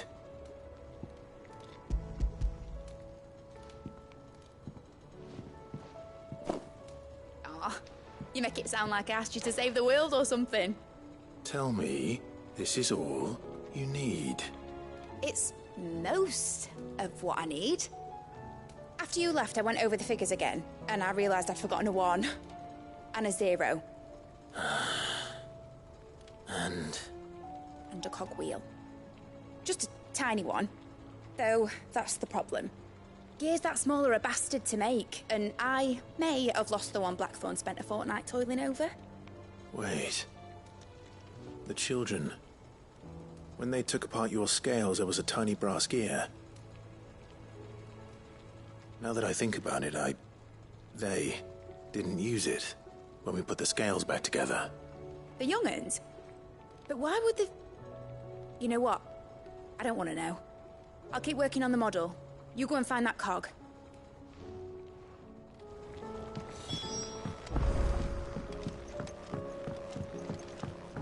Has Midadol mentioned a new project yet?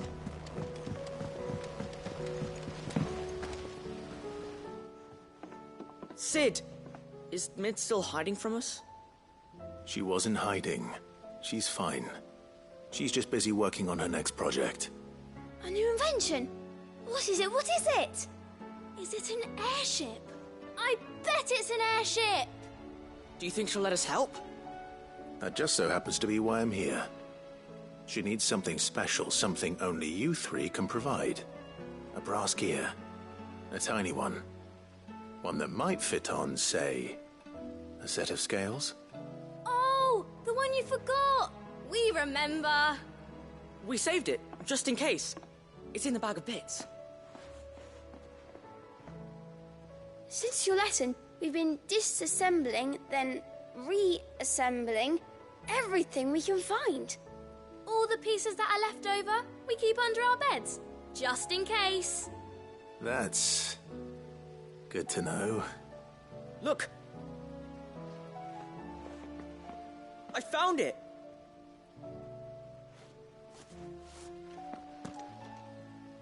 Is that all?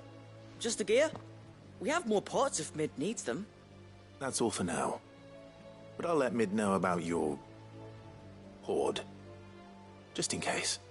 Thanks, Sid.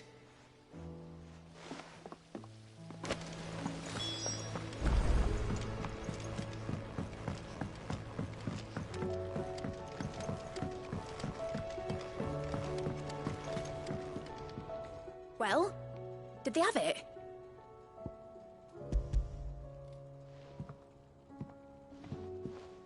They did. And they kept it somewhere nice and safe. Will it work? Will it work? He's perfect! You're a genius, Clive. What exactly are you going to use it for? Only the most important job of all. The wings aren't going to move on their own. But with the right cog in the right place... well, you just wait and see.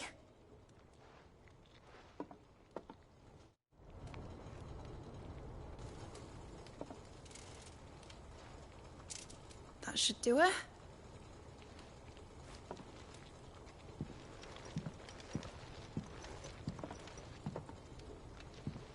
Here goes nothing.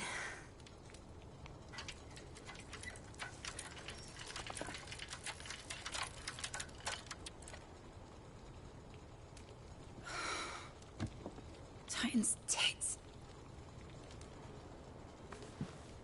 It wasn't supposed to fly, was it? Of course it was supposed to fly. Wouldn't be much of an airship if it didn't. Honestly, these bloody engines are driving me mad. I was so sure this would be the day she soared. The Mithril engine was made to make dreams come true. But maybe this is one dream the world's better off without. Show folk how to take flying. It won't be long till they're raining death down on each other. People will lose their homes. Children, their mums and their dads. Like I lost mine. I'm sorry. So am I, Clive.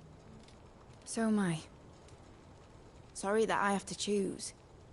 Do I follow my head, or do I follow my heart?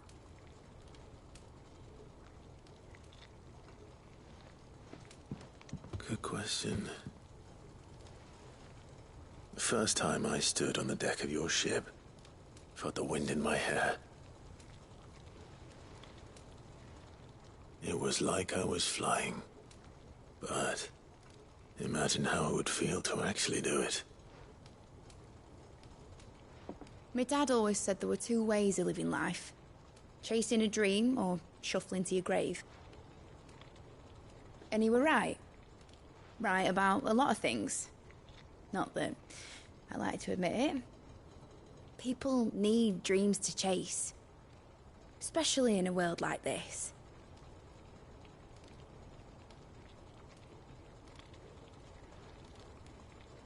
Right. When this is over, I'm gonna take all my Mithril engines to Zemeckis and sling them over the edge. I won't have my dream end up turning into someone else's nightmare. But all that hard work... All that hard work will not be used for war, Jamie. But it ain't like it'll be gone. Tell me, Clive, have you ever been on a treasure hunt? Not since Joshua and I were boys. Why do you ask? Because I'm gonna bury the engine schematics and leave behind a little riddle telling people where to find them. A really hard one, so that only the most dedicated dreamers will ever be able to work it out.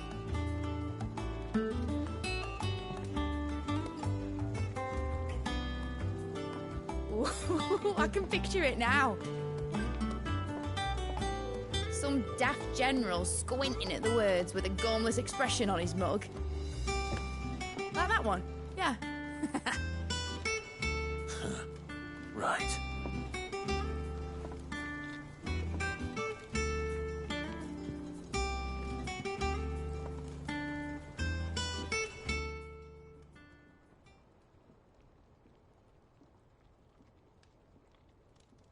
Of course, if I'm putting this engine at the end of a treasure hunt, I'll still need to make it a treasure worth hunting for. Won't be much of a prize if it couldn't even make a toy boat fly after all. My dad always said, dream big. But it ain't the size of a dream that's important, is it, Clive? Only that it's a good one. and I reckon I've got a fair few good uns left in me. I'm sure you do.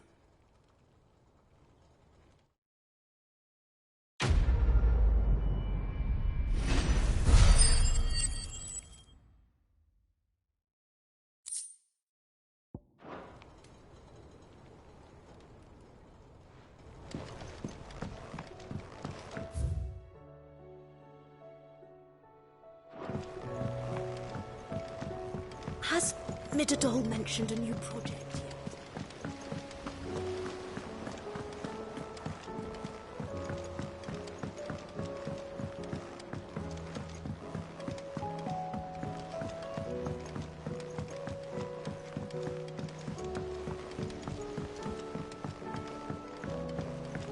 Say what you will, Lady Karen has seen our shot. So what do I owe the honor? So, will it be?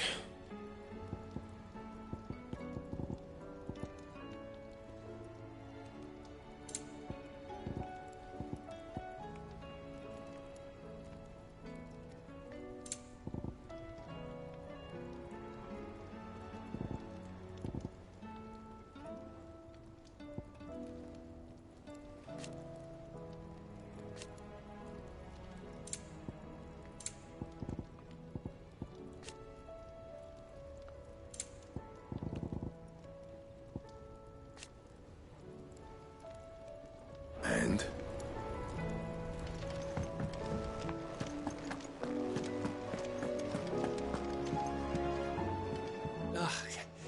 You alright? Something troubling you? No more than usual. It's just... Eda's baby will be coming soon, and I wanted to make something for it. I'm sure she'd like that. Back in the north, families would always make gifts when a bairn was on the way. Yeah, let the little tykes know they were welcome in their new homes, like. So, what's the problem? Well, the problem is that Eda's due any day now, and I don't know if I'll be ready in time. Is there anything I can do to help? You know, there just might be. All right then. What exactly are we making? A good luck charm. But not just any good luck charm. Not just any. No. One made from the feather of a silver chocobo. There's nowt luckier in all the realm, or so we used to say back home anyway. Thing is, they're hard to come by. Had Otto and Karen check with their suppliers, but nothing. I'd try and track one down myself, only... Only the big day is fast approaching. And that's all you need, a feather. That or the bird whose horse it's attached to, aye. I was gonna start by asking around with traveling traders plying the northern borders. Well, there's no shortage of those passing through Martha's. I think I might make that my first port of call. I'll let you know if I find anything. You're a good friend, Clive. I won't forget this.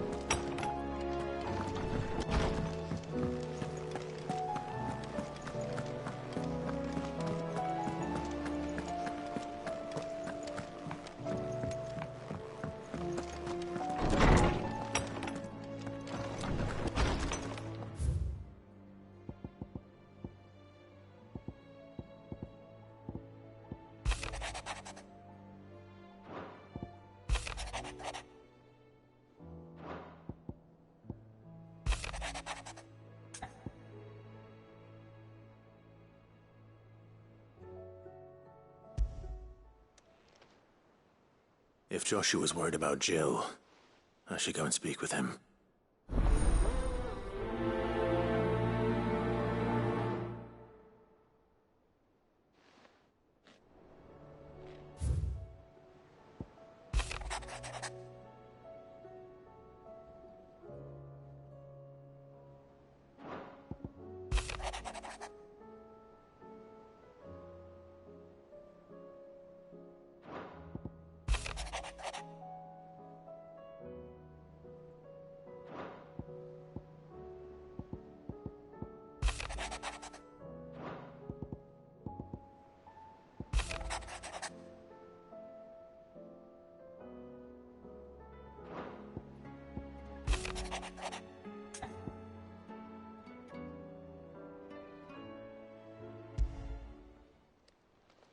It's usually me making demands of Hippocrates.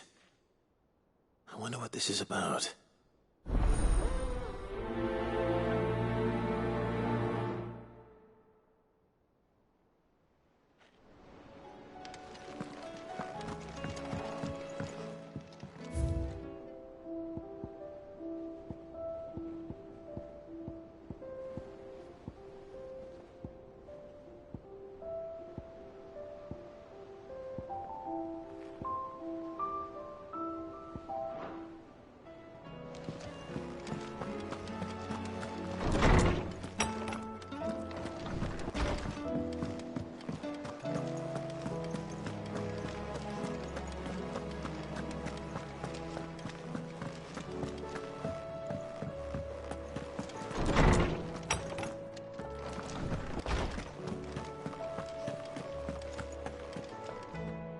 Lawsman Hippocrates. I received your note. Ah, yes. I expect you're wondering what this is all about. You spoke of making amends with Dion, but I can't imagine what for. Then I should begin by telling you that I was once his tutor. This was some years ago, of course, before I joined Cid in his hideaway. At that time, I was counted among the foremost scholars of Oriflamme, and was accordingly invited to the palace to supervise the young prince's education, all to ensure that the future emperor had a firm grounding in, well, everything an emperor should. History, religion, commerce, government.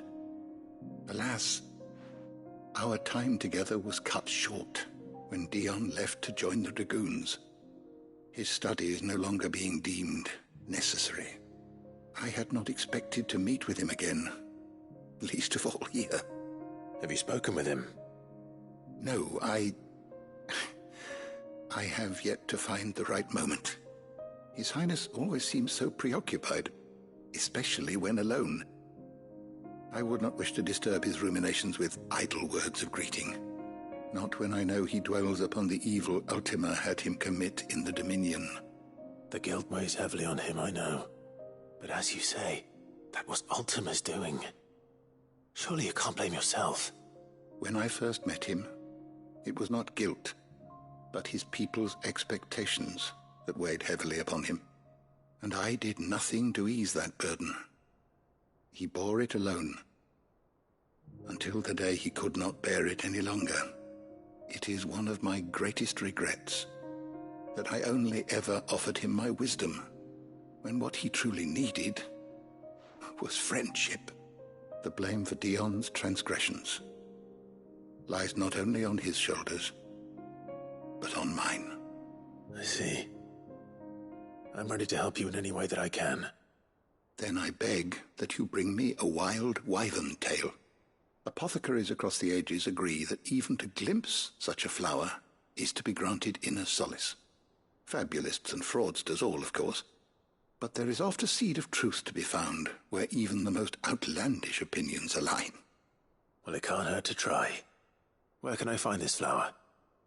And how will I know it? You have seen cultivated wyvern tails before, I trust. The lily-white blossoms from whose roots the poisonous ink for the brand is distilled. Well, those which grow in the wild differ only in their purple hue. The harsher the environment in which they are raised, the deeper the colour.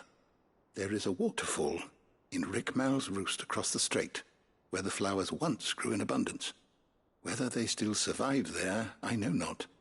But try as I might, I can find no likelier location. It's all right. I'll find you a wyvern tail one way or another. Thank you, Clive. And please, be safe.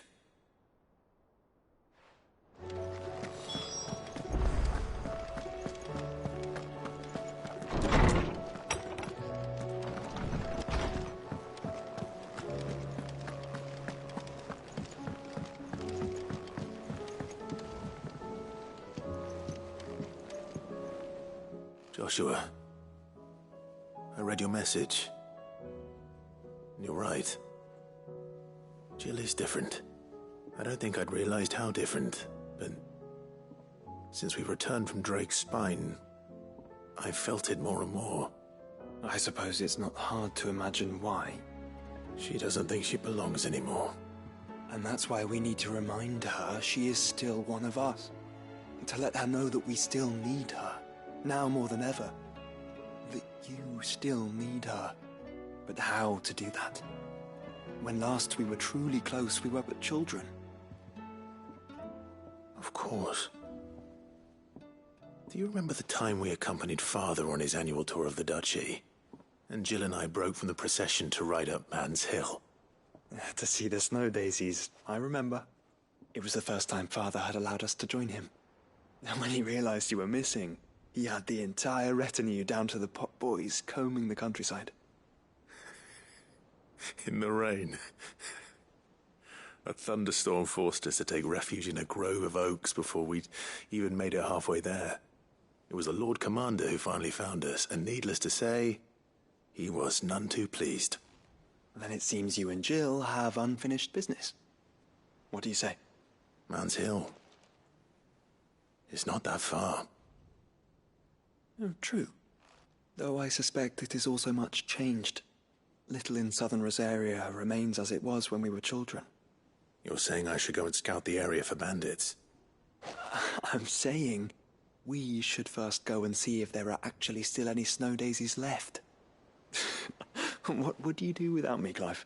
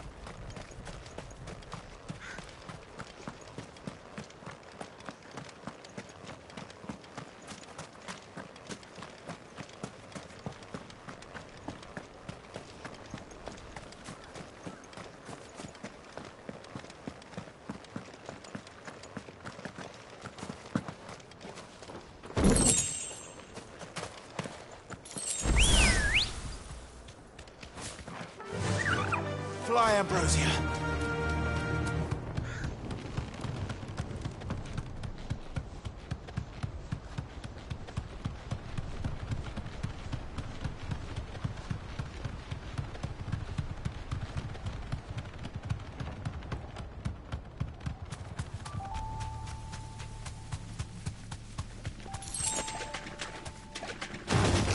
All right.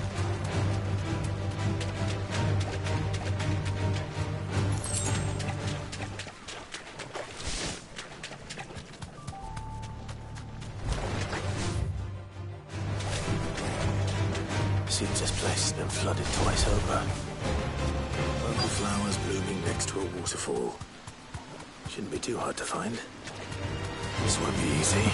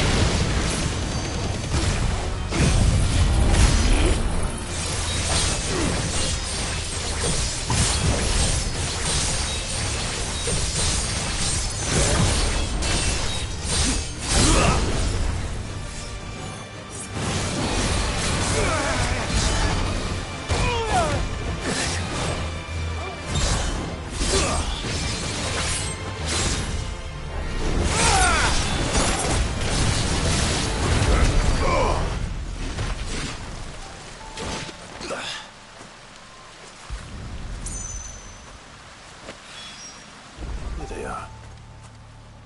Might as well pick enough for a bunch, I suppose.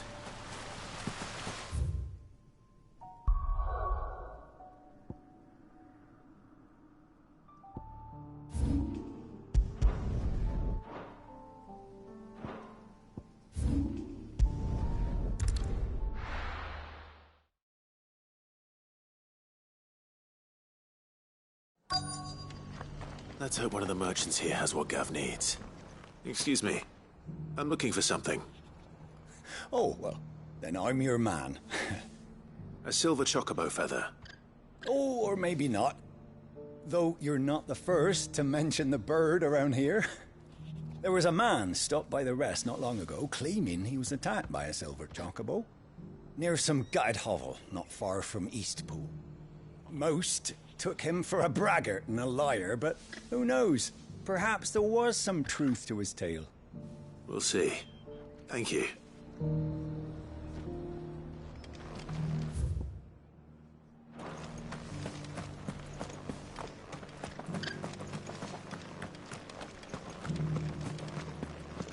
Just because the heavens have gone to wreck and ruin, it don't mean we have to. Now.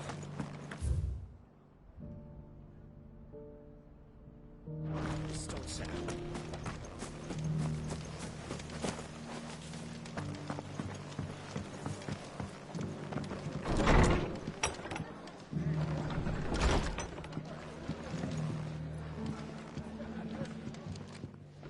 Just about surviving, are you? You come back and visit, all right?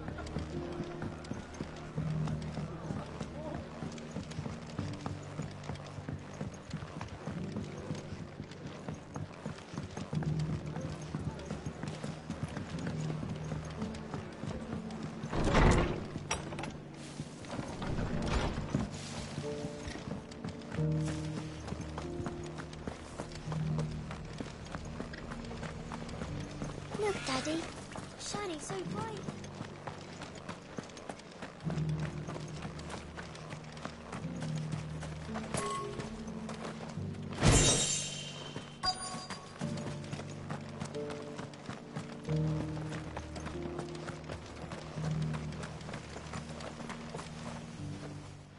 Can I help you with summit?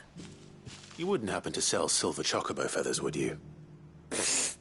I deal in fruit, not fancies. But if it's fancies you're after, I suggest you try Rhiannon's ride. Was a silver chocobo seen there? Oh, yes. If you believe the ravings of a madman. It wouldn't be the first time.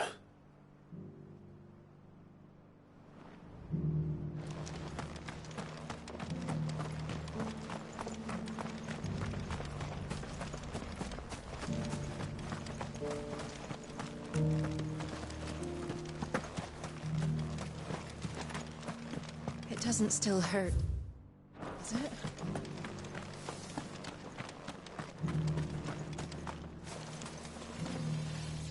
How do, traveller? You've the look of a man who could do with a new whetstone. Or perhaps a bawdy etching of the Vicerine. Maybe another time. I'm looking for a silver chocobo feather. If that's the case, rumours are all you're likely to find. No one has seen a silver chocobo for years. Word is they were all hunted for their feathers. Some northern nonsense about bringing good luck. Didn't bring them much, nor their bows. If any are still out there, I reckon they'll be doing their damnedest not to be discovered. You're probably right. Thank you anyway. A silver chocobo sighted in the hills near Rhiannon's Ride. It sounds almost too good to be true. But since I'm already here...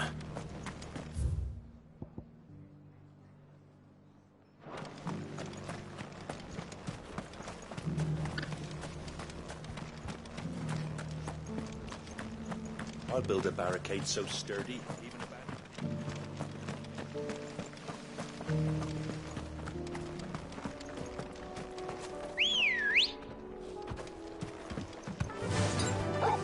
Faster! Can hardly make it. Caution, brother.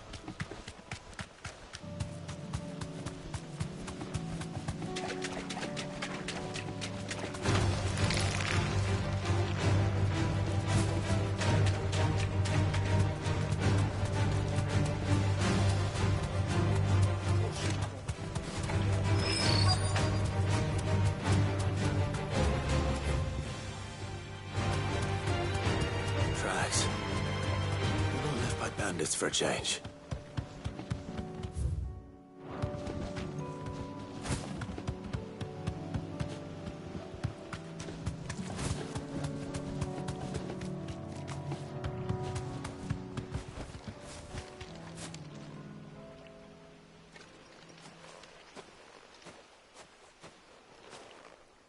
More tracks. And these look fresh. The chocobo was here. And recently. Perhaps it still is.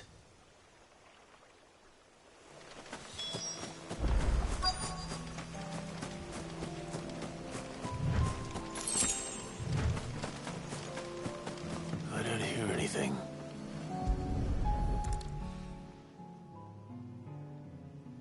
Well, I'll be damned.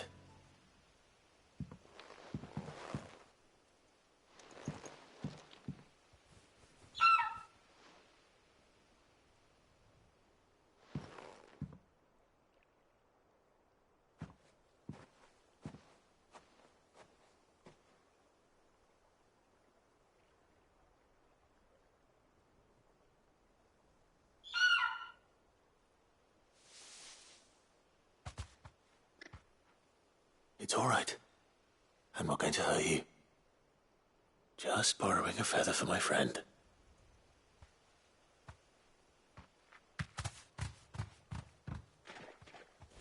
Thank you. Let's get this back to Gav before they change their minds.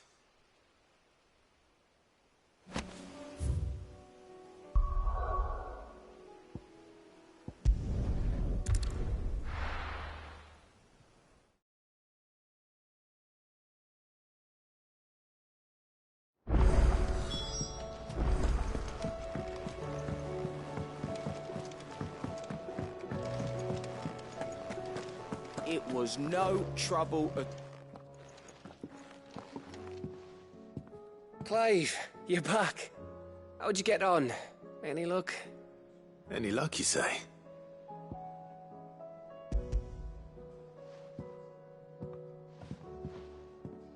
Crystal's crack.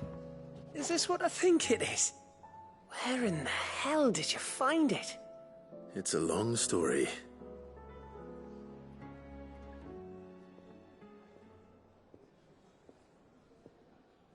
Right there on the road to Eastpool. Who'd have thought it? Everything up there's been abandoned for years. The empty cabin made for the perfect shelter. Though I fear my presence may have forced the poor creatures to look elsewhere. Don't blame yourself, Clive. The Blight's right on Eastpool's doorstep. They'd have had to move on before long, even if you hadn't have turned up. They'll find a new home. Trust me. After all, that's what us endangered animals do. Anyway, what matters is, you managed to nick us one of their quills before they could run off. And now all that's left is to fix it to the carving. I didn't know you could carve. Reckon there's a lot you don't know about me. Like the fact I'm as good with a whittling knife as I am with a sword. And that bone Ember gave me's a dream to work with. What did you say it was from again? An Avis? But it weren't your Avis, Sid. I slew one of my own at last. So all those long nights in the pit finally bore fruit. I'm proud of you, Ember. Don't speak too soon. I ain't done my trial yet. There we go.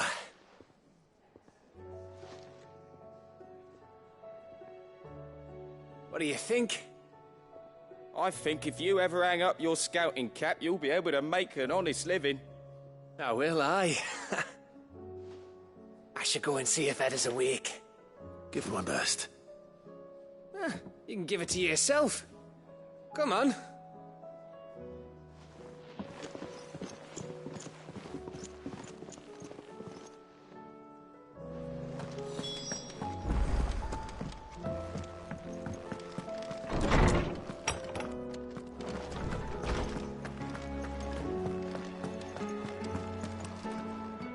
Oarsman, I found the flowers you were looking for.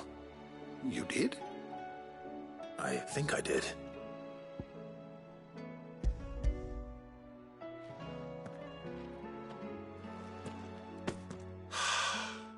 You did did indeed. My dear boy, thank you. You wanted to make Dion a gift of one, did you not? Shall I invite him to join us? Oh, I don't... It's no trouble. I'll go and fetch him.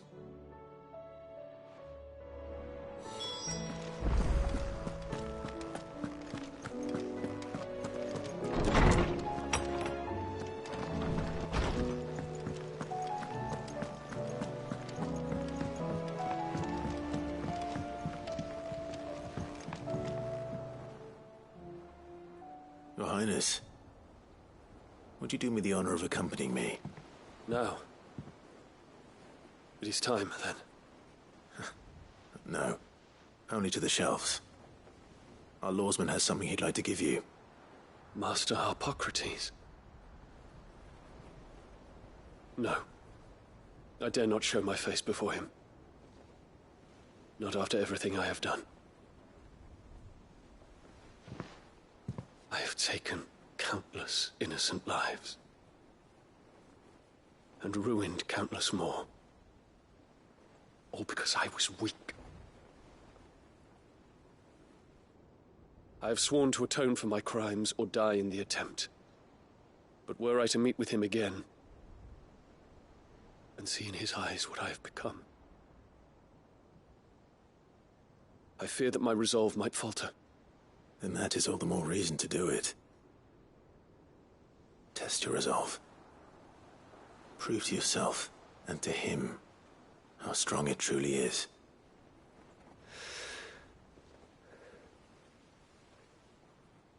You are right. I must, at the very least, offer him my gratitude. Very well, then. Take me to him. Follow me.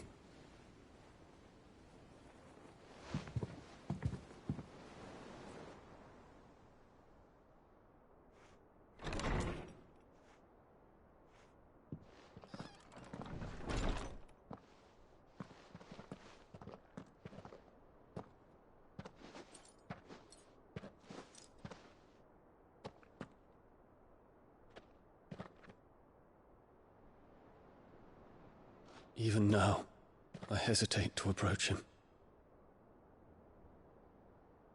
What must he think of me? You'd be surprised.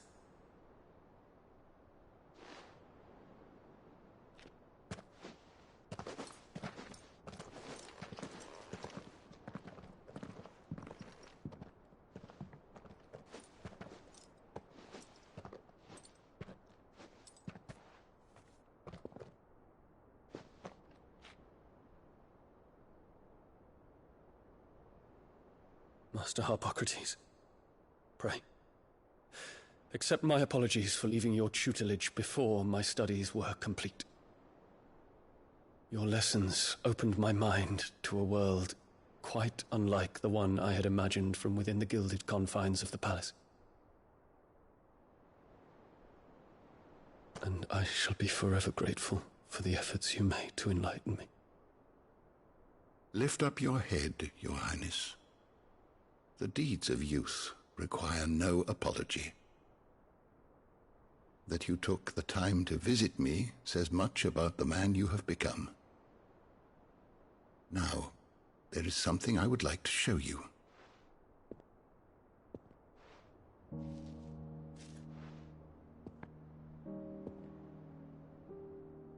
Is that a wyvern tail? The color is unfamiliar to me. Because it is unique to those found in the wild. Something in the harsh environments in which they grow lends them this striking hue. Their roots are indistinguishable from those of their hothouse cousins, but once they bloom, the difference is immediately apparent. In this flower, I see you, Your Highness. Its roots were the roots of a wyvern tail, with all that implies. But they do not define it, just as yours do not define you. I want you to have it, that it might remind you of this truth.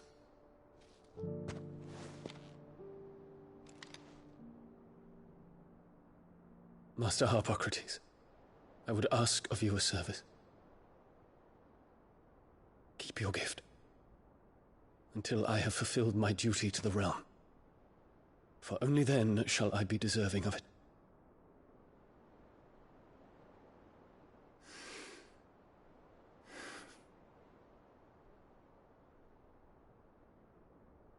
As you wish, Your Highness.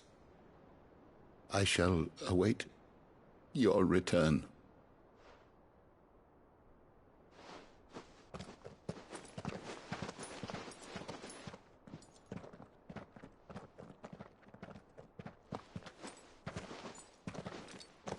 Our roots do not define us.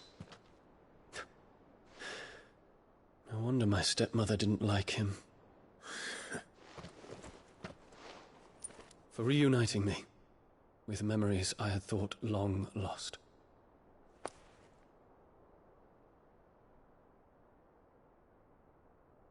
I shall not forget this.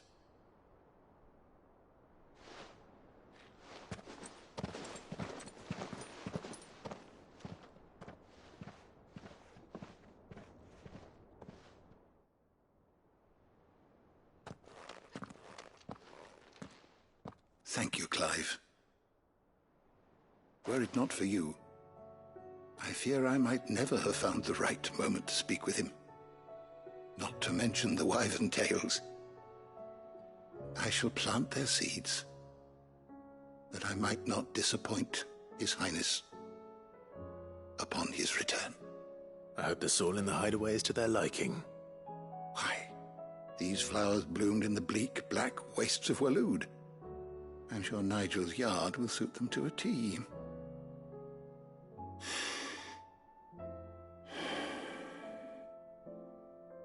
When it comes to expressing one's gratitude, I find that words are seldom sufficient.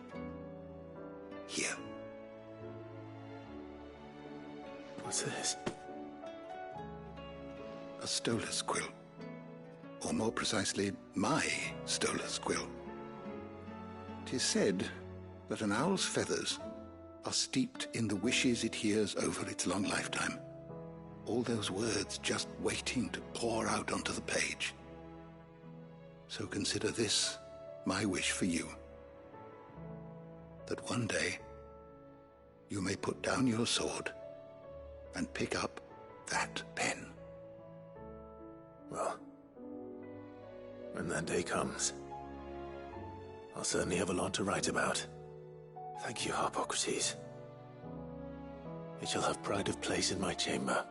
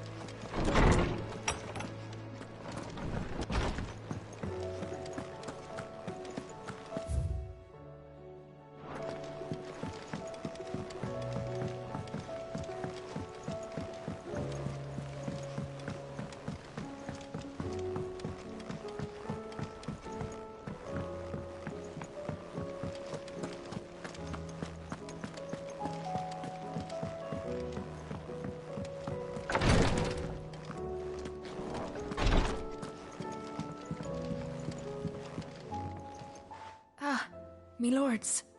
How are you feeling? Well, thank you. Is something wrong? Wrong? No, nothing like that. What it is, Go on, please.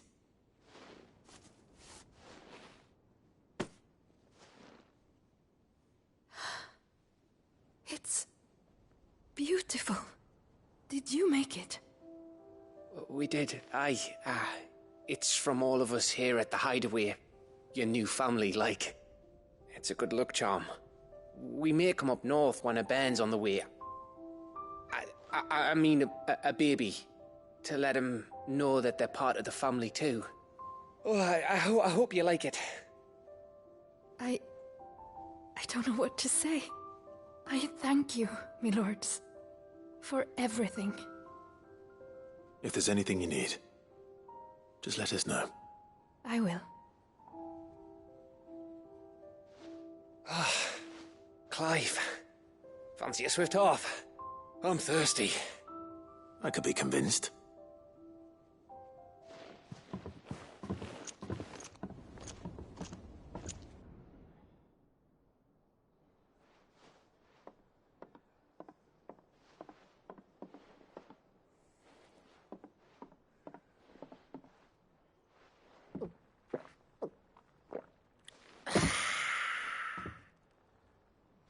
Don't you think you've had enough? Oh, we're celebrating. I'm gonna be a father. I think Edda might have something to say about that. Ah, you know what I mean. Bit of light in these dark times.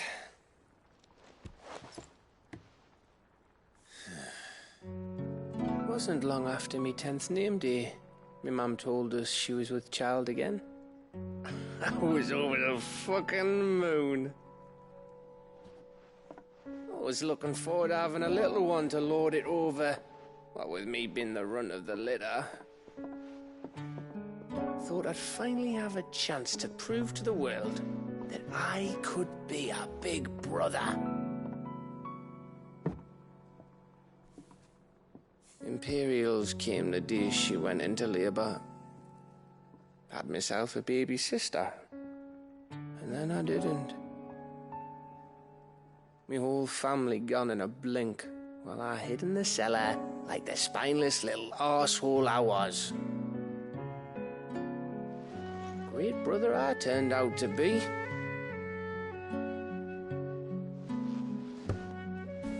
I'll never be a leader. And I'll never be a hero. I'm just a daft little dog who comes running when his master calls. I'll never be like you, or Sid, or Jill, or even Torgal. Have you finished? Maybe.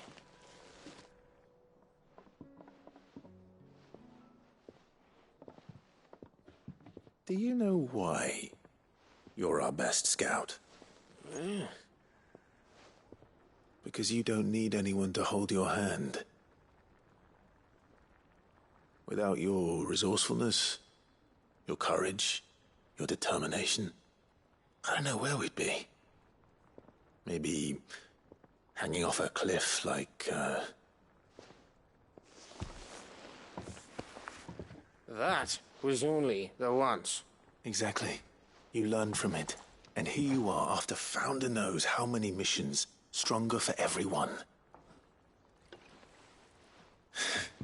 And let's not forget Rosalith. Who was it who freed me from the dungeon? Who was it who ran to Jill's rescue? That would be me. Because you're our brother, Gav. My brother.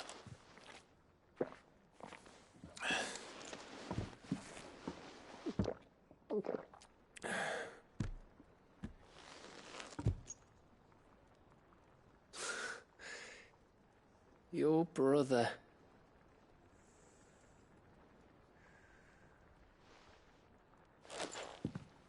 Which means that when the time comes, I get your room. And your sword.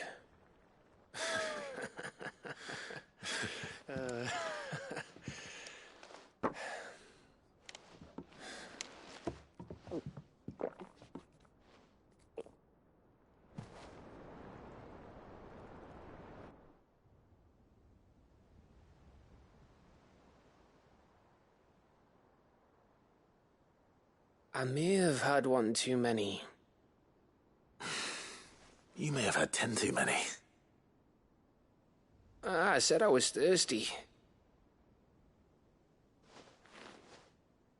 Better get back to work anyway, after I walk this off. Clive? What is it? Thanks for, you know. I know.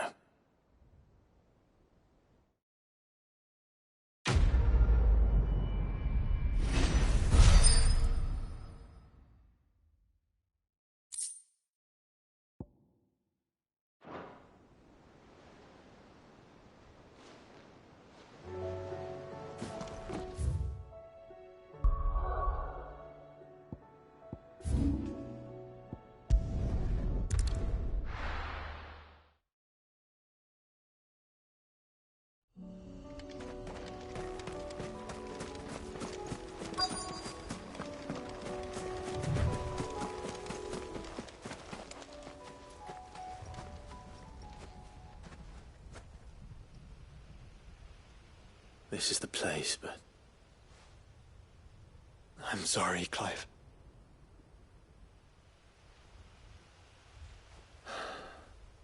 There's nowhere been spared. What do we do now? We keep looking. Man's Hill cannot be the only place where snow daisies grow. Perhaps, but... it's the only place I know of. Knew of. Then why not ask someone who might know of another? Someone in the backyard? To the hideaway, then.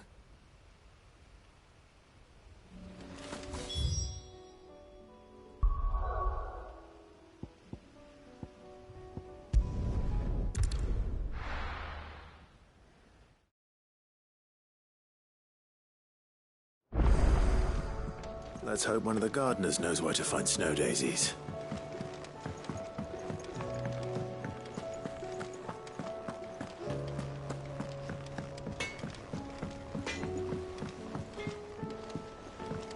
Say what you will, Lady Karen has seen her.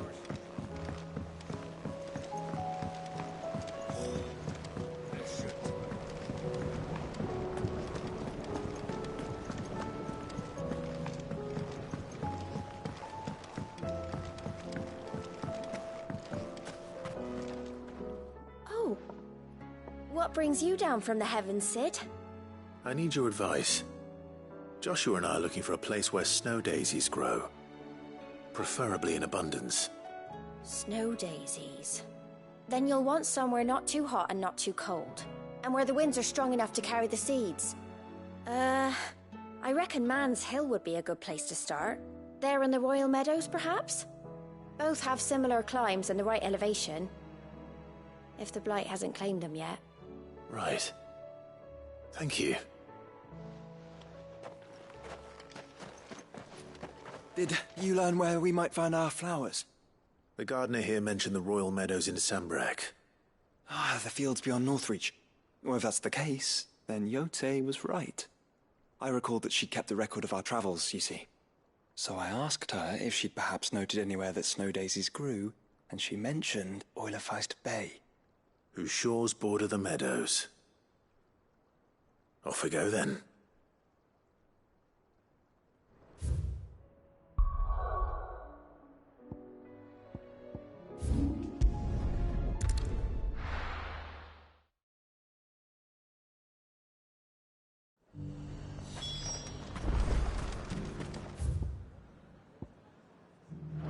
And how might I help the garrison today?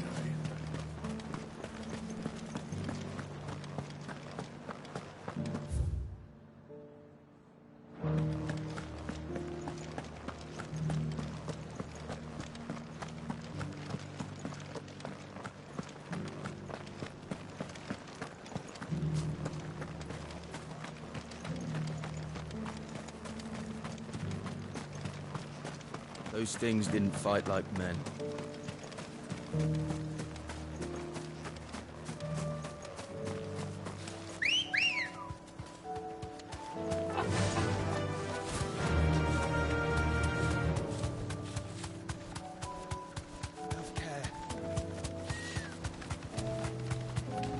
meadows are vast.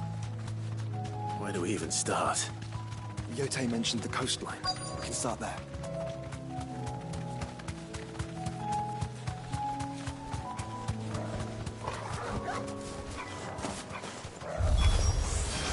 Brother, you see that?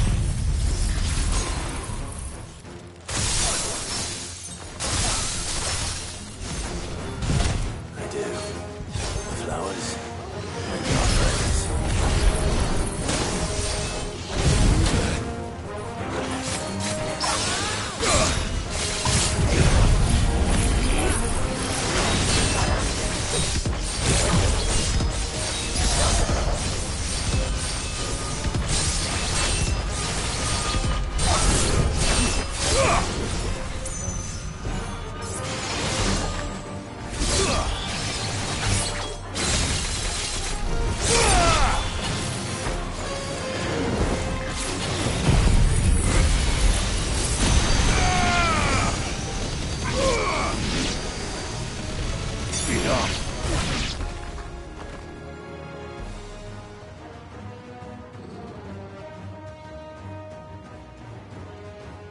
What do you see, boy?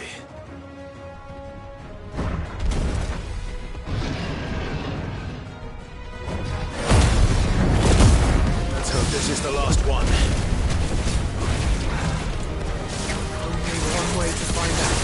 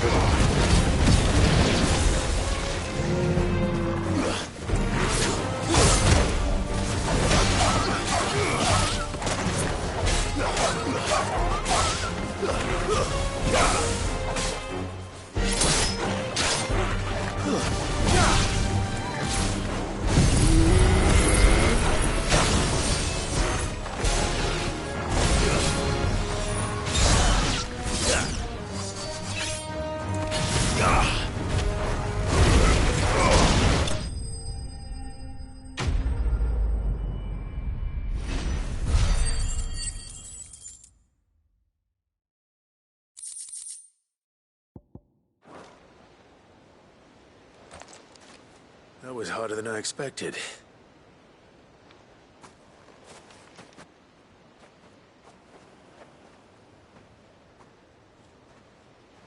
But found her.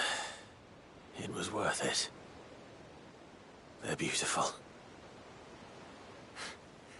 Do you think Jill will like them? She'll love them. Come on. Let's go.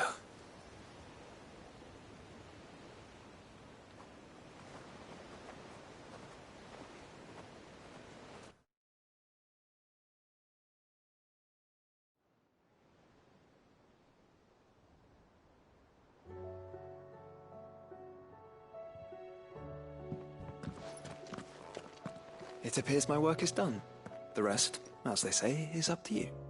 Well, you and the skies. We wouldn't want another thunderstorm now, would we?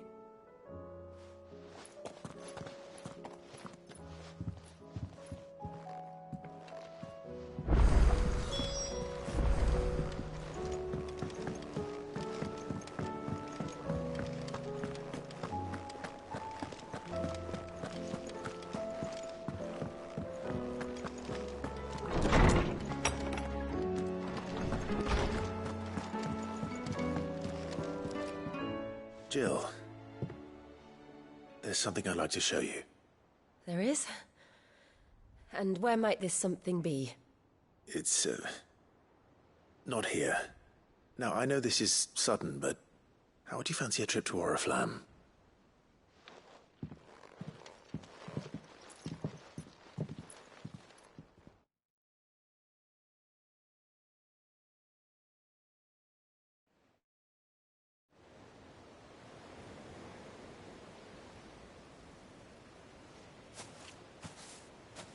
There are so many.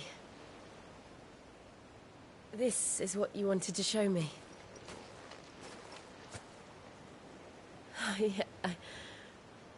I don't know what to say. You don't need to say anything. The smile on your face is enough. We've been worried about you, Joshua and I. Do you remember when I took you to Man's Hill? Or tried to? How could I forget? You saw me crying and thought a change of scenery might lift my spirits. In the end, it earned me a nasty cough and a stern scolding from your mother. But I felt wonderful nonetheless. I'm sorry. I had no idea what I was getting us both into. But I couldn't bear to see you like that. Before we left, my chambermaid told me she'd overheard your mother talking about my marriage prospects with some of the noblewomen at court. They were debating whether it would be more profitable to marry me off to one of the high houses instead of saving me for the ducal line. No one thought to ask me what I wanted. I was nothing to them. A pawn at best. I felt so trapped, so lonely. I didn't know. But I wasn't alone. You were there. Your hand in mine as we ran for those oaks. And I knew then, no matter what happened, I would be all right. I'll never forget that feeling.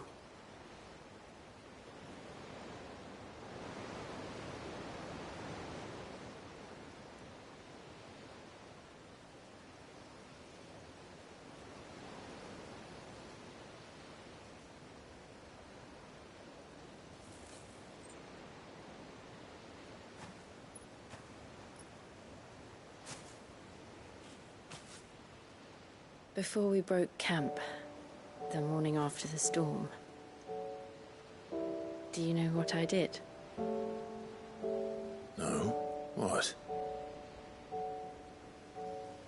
I slipped away from my governess to climb the tor.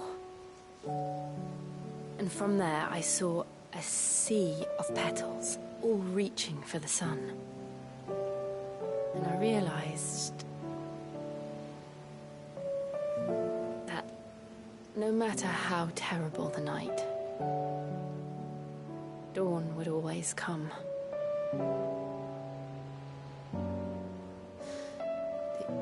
That you would always come for me. And you have. Again and again.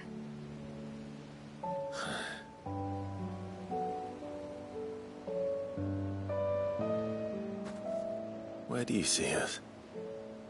When all this is over?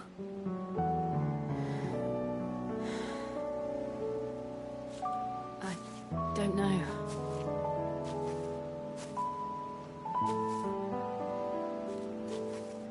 Not here, though. I think I've outgrown the twins. After everything we've been through, the realm just seems so small. I'll need some space to spread my wings. Then that's what you'll have. And I'll stop at nothing to see that you do.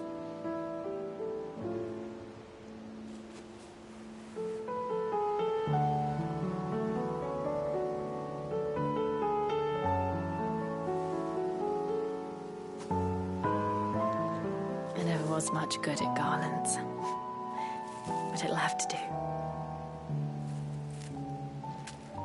I'll treasure it forever. Thank you, Clive. For this, the flowers, for everything. It's exactly what I needed. You are my treasure.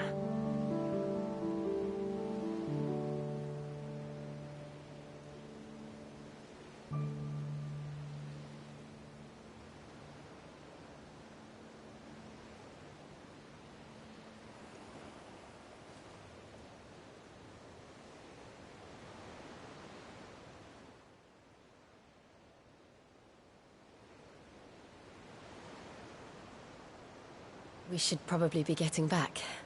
I expect the others are wondering where we are. You're right. There's still much to do. And we'll do it together.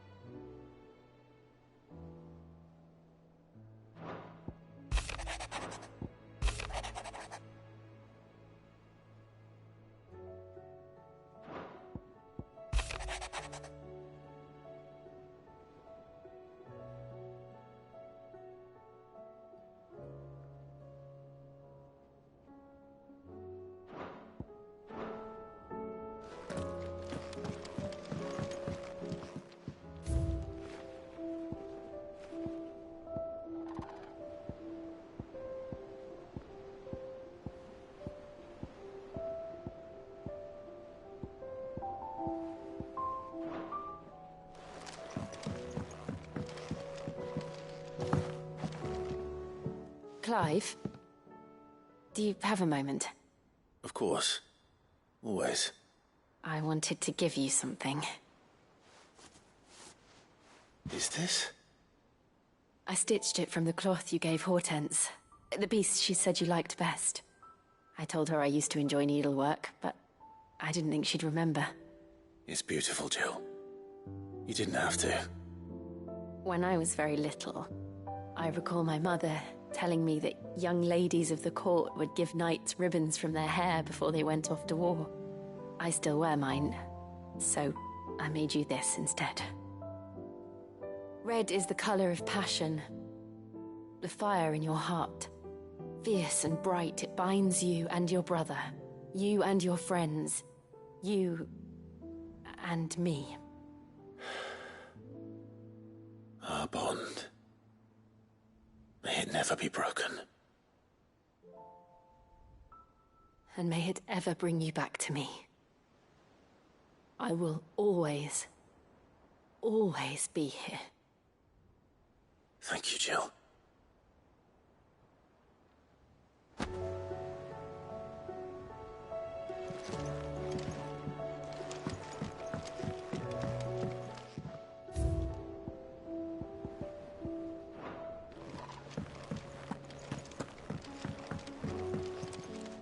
What's on your mind, Clive?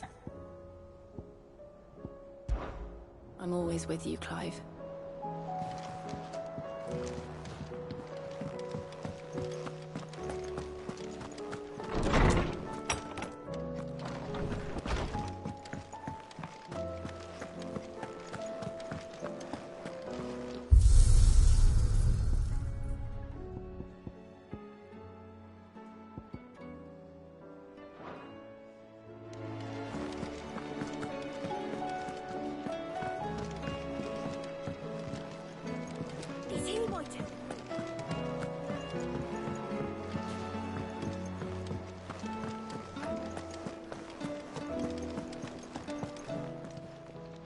Still alive, are you?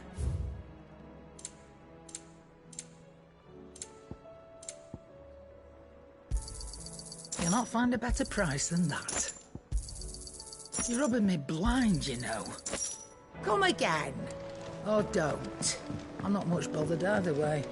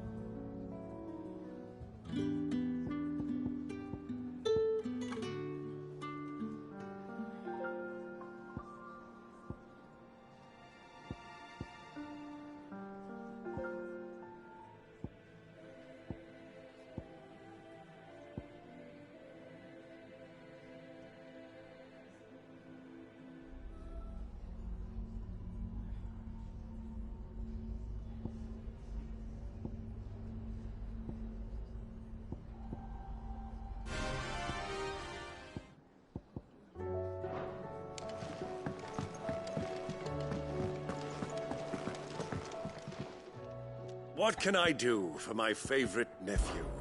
We'll be fine, Clive.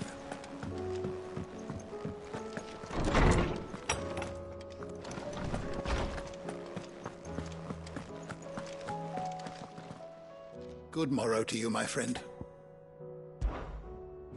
I don't believe you've read this particular chapter before. What subject shall we consider today?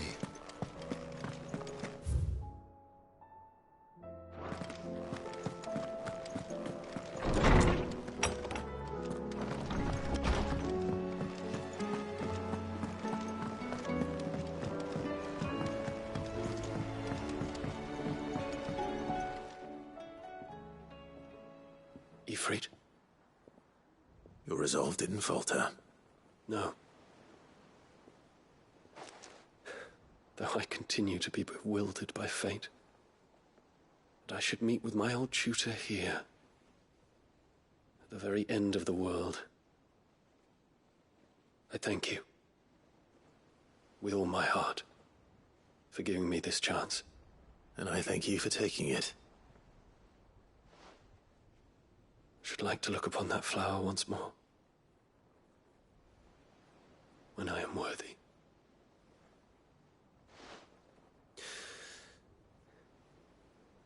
I stand ready to leave for Origin at your word. May Griga go with us. And see us safely home.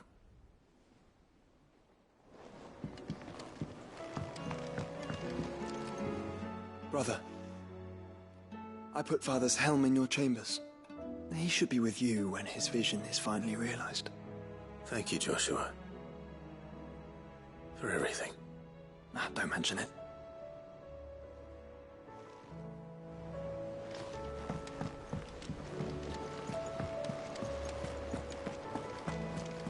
You be careful up there.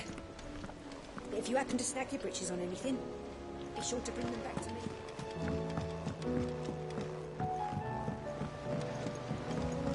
Twinside's hundreds of leagues away. That'd mean the crystal... Welcome to the Patron's Whisper. Your benefactors are a generous lot. You earned this. Best of luck out there, Sid.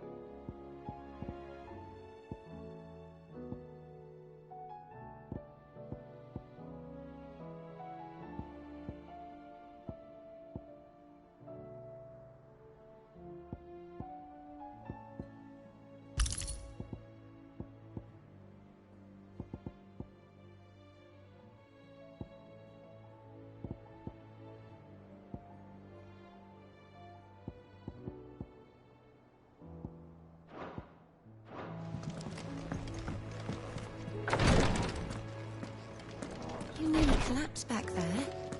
It's just a touch. Clive, I wanted to give you something for the kindness you showed my mentor.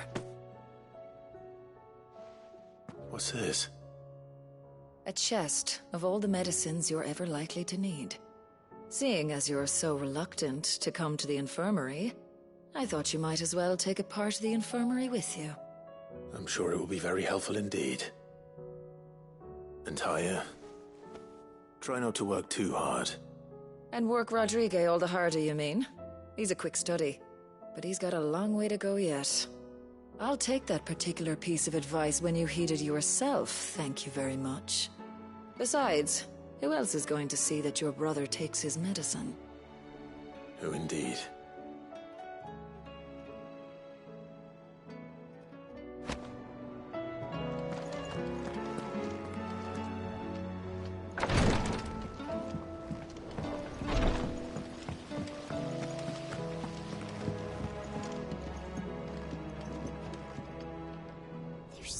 Food in the hideaway. Sometimes, in my cell, my tummy rumbled so loud, the Jedi would sneak me some gruel from his bowl. I miss him. He would have liked this place.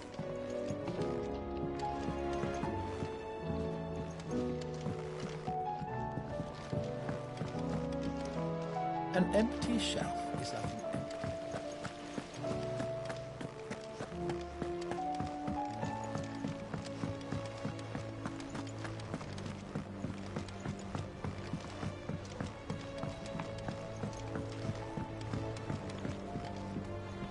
What shall I do with your model? You spent a lot of time on it. We both did. What, that old thing? Not healthy to cling to your failures, Clive. They'll weigh you down, you know. Sound advice. Still, I suppose my prototypes will probably be worth a fair bit when I'm as famous as Bart's the Builder. Seeing as you're always strapped for coin, suppose I can give it to you. Just make sure you get a good price when you do come to part with it. I'd say that was up to you as much as me.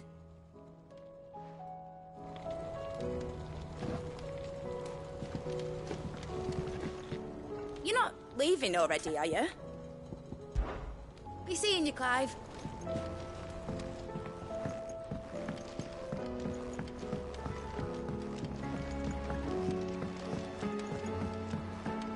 Do you think Sid will tell us about his adventures in Ash? When you return, would you mind teaching the children another lesson?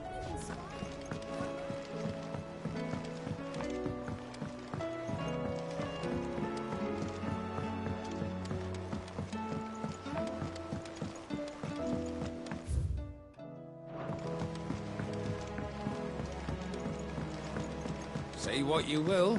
Lady Karen has seen ourselves out there. Yes. Oh! Be careful out there.